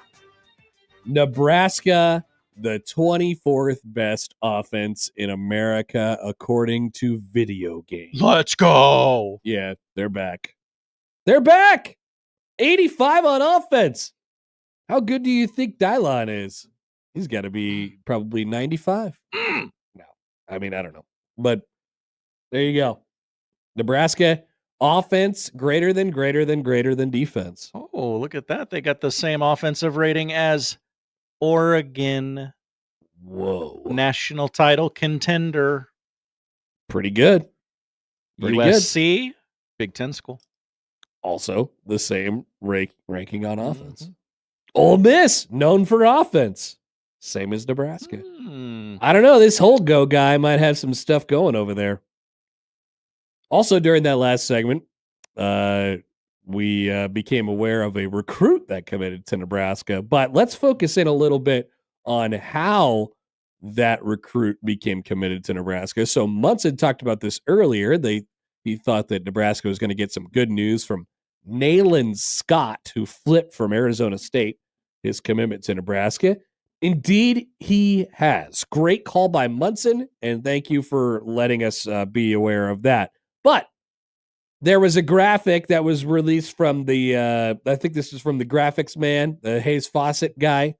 Let's go ahead and flash that up on the screen right now. There's Nayland Scott. Oh. And inside of the picture of Nayland Scott on the football field is Nayland Scott, who is right next to Matt Rule and Cal. Steer. What do we think? Clearly it worked. Seriously, it may have got them this flip. Do the I don't know Longhorns trot out Bevo for the recruiting? I don't know, visits? man, but it's cool. Whatever Matt Rule did and took a picture with that cow. I mean, that is pretty sweet stuff. I mean, he clearly had a read on like this'll work, right? I don't know. I mean, if you take enough pictures of something, I guess you could make it look cool. So there you go. Matt Rule sitting on Cal makes it in the first commitment graphic, at least that I've seen. So congratulations to Nayland Scott and to Matt Rule for nailing it as far as the picture of the cow is concerned. Which one of our local scribes will Chris writes in, poll question, did the cow work? Put that up there. We'll do that. Yep. Which one of our local scribes will have to Get the story on the cow? Yeah. The cow's name is blah, blah. The cow lives in blah, blah. It's blah, blah years old. I would like to know the backstory of the cow. Yeah. I would read that story. Just if anybody wanted to do it, just know you got at least one click right now. Click. I'll give you a click for that. I mean, maybe it could be us. I could make some calls, and then we could have the interview. We could have the cow on the air. Whoa, good get, Connor. Yeah, it'd have to be a video conference, though. Oh, we would require it. It would be huge for our YouTube numbers. Connor's talking to the cow. Yeah, he thinks it's a cow. Why is the cow? First question, cow. What? Are you okay? Your eyes look like you look sad. I don't know. You got that vibe like there's a human in there stuck behind a cow's body, and you're really, really sad. Are you okay? That'd be my first question. And then several other follow-ups, of course, after that. And then the cow would hang up and we'd talk about it like, how'd that go? Yeah, I don't know how it went. It wasn't very good. Wasn't very chatty, the cow. He's no George Shea. That's for sure. He's no guy who hosted Cash Cab. Yeah. It's one of the rough ones that we've had as well. All right, before we get out of here, first of all, congratulations to, we talked about Ryan Kalkbrenner going 34th overall to the Charlotte Hornets. Josh thinks he's going to die because of this now. It's honk. Very sad. But how about some other local products, Josh? Creighton guys, Stephen Ashworth signs with the Pacers. There you go. There's a drop for that too. Steven Ashworth. Thank you, Fedor. Jemiah Neal also to the Hornets. Honk, honk. All right, now we can get off the Creighton stuff. How about Omaha Central's John Tanji going number 53 to the Jazz? Honk, honk. That's right. I honk for Central as well. You guys didn't know that, did you? Yeah, that's right. It's a new honk. But the Wisconsin product, by way of Colorado State, is off to the Utah Jazz. Incredible story that we've talked about many, many times. A not highly or really not recruited player at all out of Central just ends up at Colorado State, where he turns himself into an all-conference caliber player, and then ends up at Wisconsin, where the expectations really could not have been lower for him going even into his one season at Wisconsin. It was like, I don't know what they got here. I don't know what's going on. And then blew up. First team, I believe he was first team all conference, and ends up getting drafted to the Utah Jazz. That's an Omaha guy. Hunter Salas. Remember Hunter Salas? Oh, I remember. Undrafted free agent to the Philadelphia 76ers. St. Thomas, I believe, a teammate. Millard North will be summer leaguing with the 76ers as well. The person, not the school. St. Thomas, the person. Mm-hmm. Correct. Thank you, Josh. Good reminder. It was important. Chucky Hepburn. Chucky. The Chuckster. He is headed to Canada. Canada? Yeah, he plays for the Toronto Raptors now. Oh. Congratulations. They don't have a GM or something anymore. Yeah, that guy got fired, he fired himself. His contract was not renewed. Right, something like that. Bryce Williams, we learned this morning, is signing a deal with the Detroit Pistons. Congratulations to Bryce. That is Bryce Williams out of the University of Nebraska, another NBA Nebraska guy. There's been a lot of them. And Fred Hoiberg is personally responsible for like half of the Nebraska NBA players that have ever existed. And Nebraska hasn't even been that good over the last. They've been one NCAA tournament over this period of time, and he's got like 4 dudes who have ended up in the league. So excellent job there. And did I miss anybody else locally? There were so many. Oh no, but I did want to mention that RJ Lewis didn't get drafted. RJ Lewis was the one guy who left school early and did not get drafted this year. The one guy? Yeah. Like statistically the only in this draft, yeah. That's a tough look. He was the only because there used to be a lot of them. Yeah. But now everybody goes back to college. If they have more eligibility, just go back to college and make $2 million and then just be a superstar and then go to the league the next year. Fine. RJ Lewis was like, I think I'll go. I think I'll go to the league right now. And then he didn't get drafted. I've seen enough. He got picked up by somebody, though. But RJ Lewis was the Big East player of the year this year and not Ryan Kalkbrenner. Honk, honk. People forget that. Just had to throw that in there. Yep. And then some revenue sharing things. So Illinois AD Josh Whitman, who I'm a fan of, by the way. I like this guy. He did sort of a whole big breakdown with the media yesterday about some of the things that they're looking at from a revenue sharing perspective. So the popular model that has gone on in college athletics, maybe the most popular one, at least from a power conference perspective. They're calling it now. We need to come up with more creative things on this. Remember the new college football playoff, the 4-4-2-2-1-1-1-1-1 thing? How can I interest you, Josh, in the 75-15-5-5 model? Does that make a lot of sense to you? It's better. Okay. It's more succinct, believe it or not. A ton of fives. Uh-huh. So 75-15-5-5. This has been the general model that some of the ADs are sort of working off. 75% of the revenue share money, in this case, this year, it'll be $20.5 million, will go to football, 15% to men's basketball, 5% each to women's basketball and volleyball. You can play with the numbers a little bit depending on what you're good at, like Nebraska.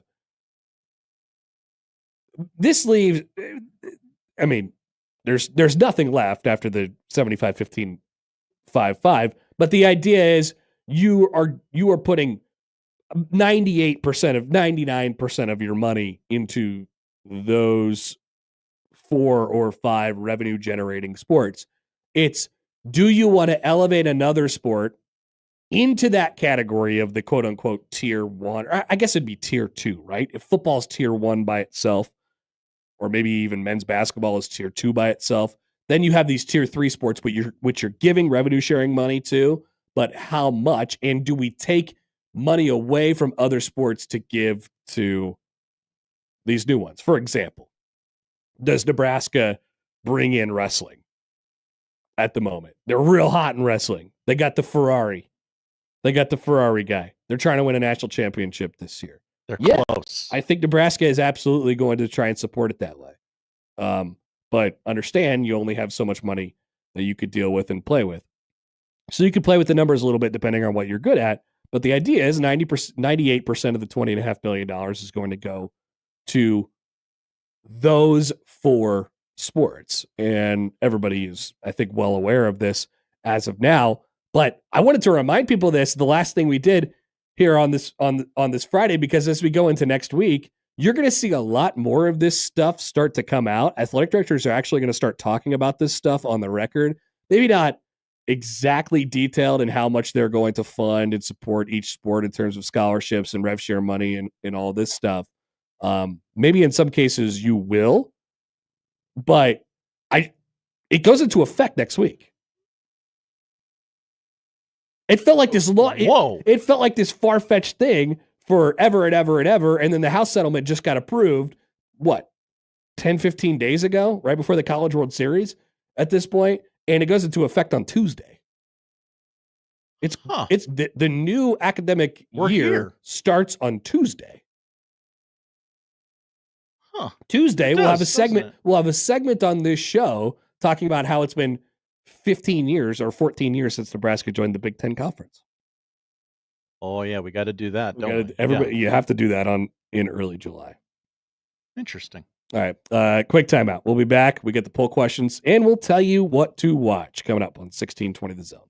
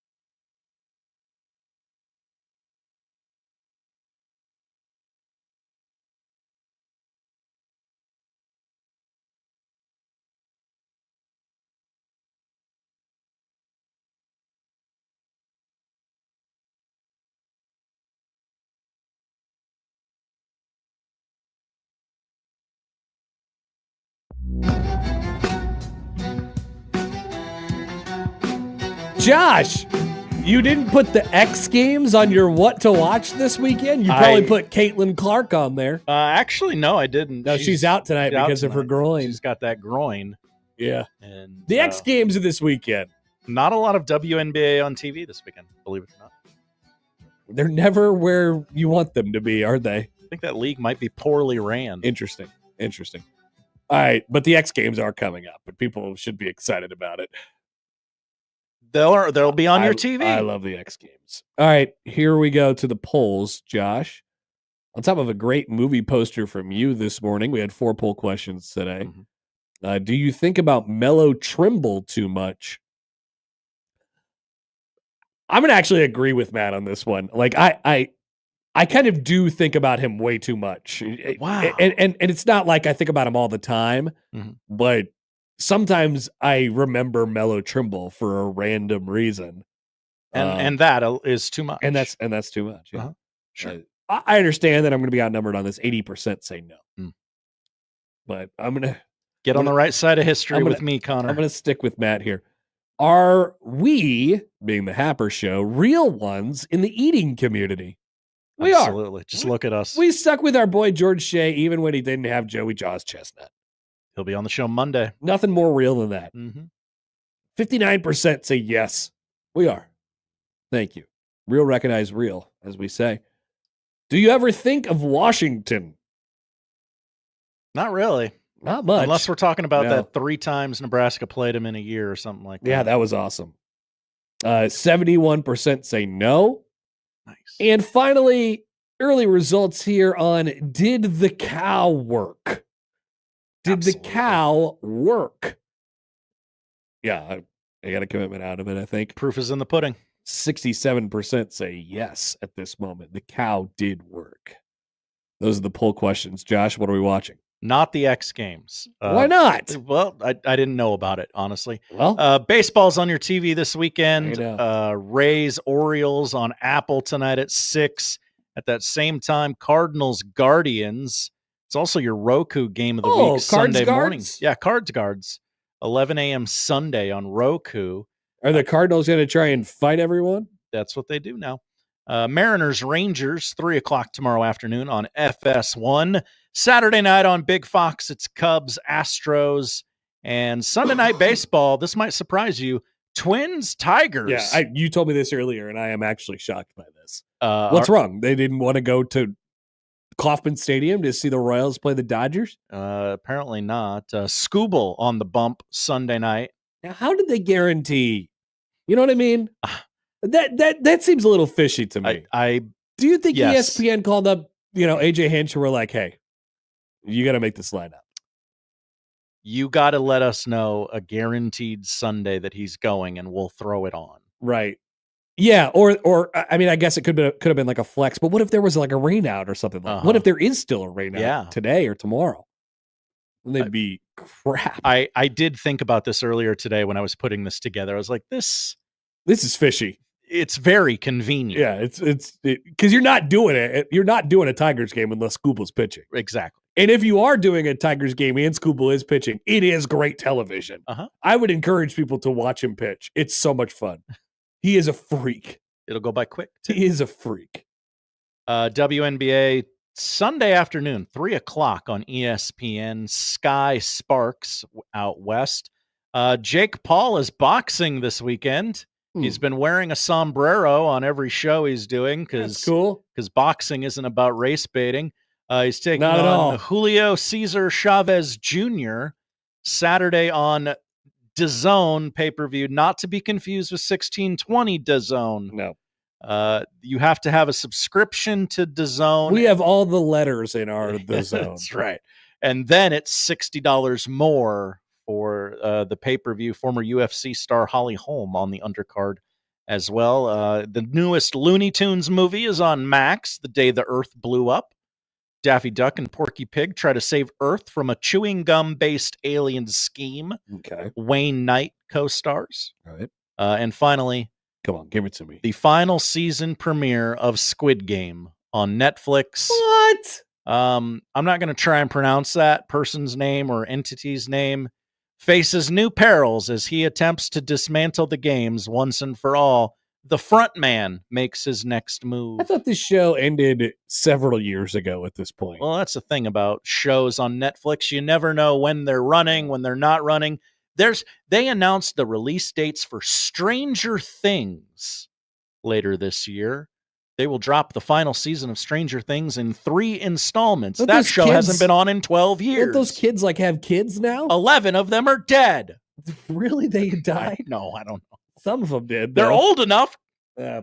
I will be watching at least a couple more episodes of season 4 of The Bear, which has been an incredibly enjoyable experience so far in season 4. Thank God. We've been running the old episodes back, and I just quick take before we get out of here. The season 2 episode Forks.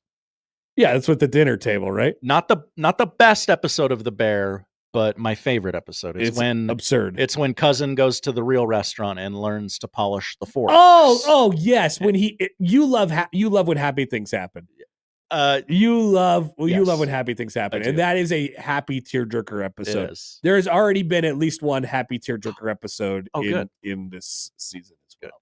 All right, thanks, Josh. Thank you, Connor. That's it for us. We're gonna have a nice, refreshing weekend where we're gonna not even think about any of you hooligans. All right, then we'll be back on Monday, and it'll be July almost. We'll do more radio. We will. Back Monday. If you missed anything, 1620thezone.com is where you can find it, but not before we do a crossover, which is coming up next.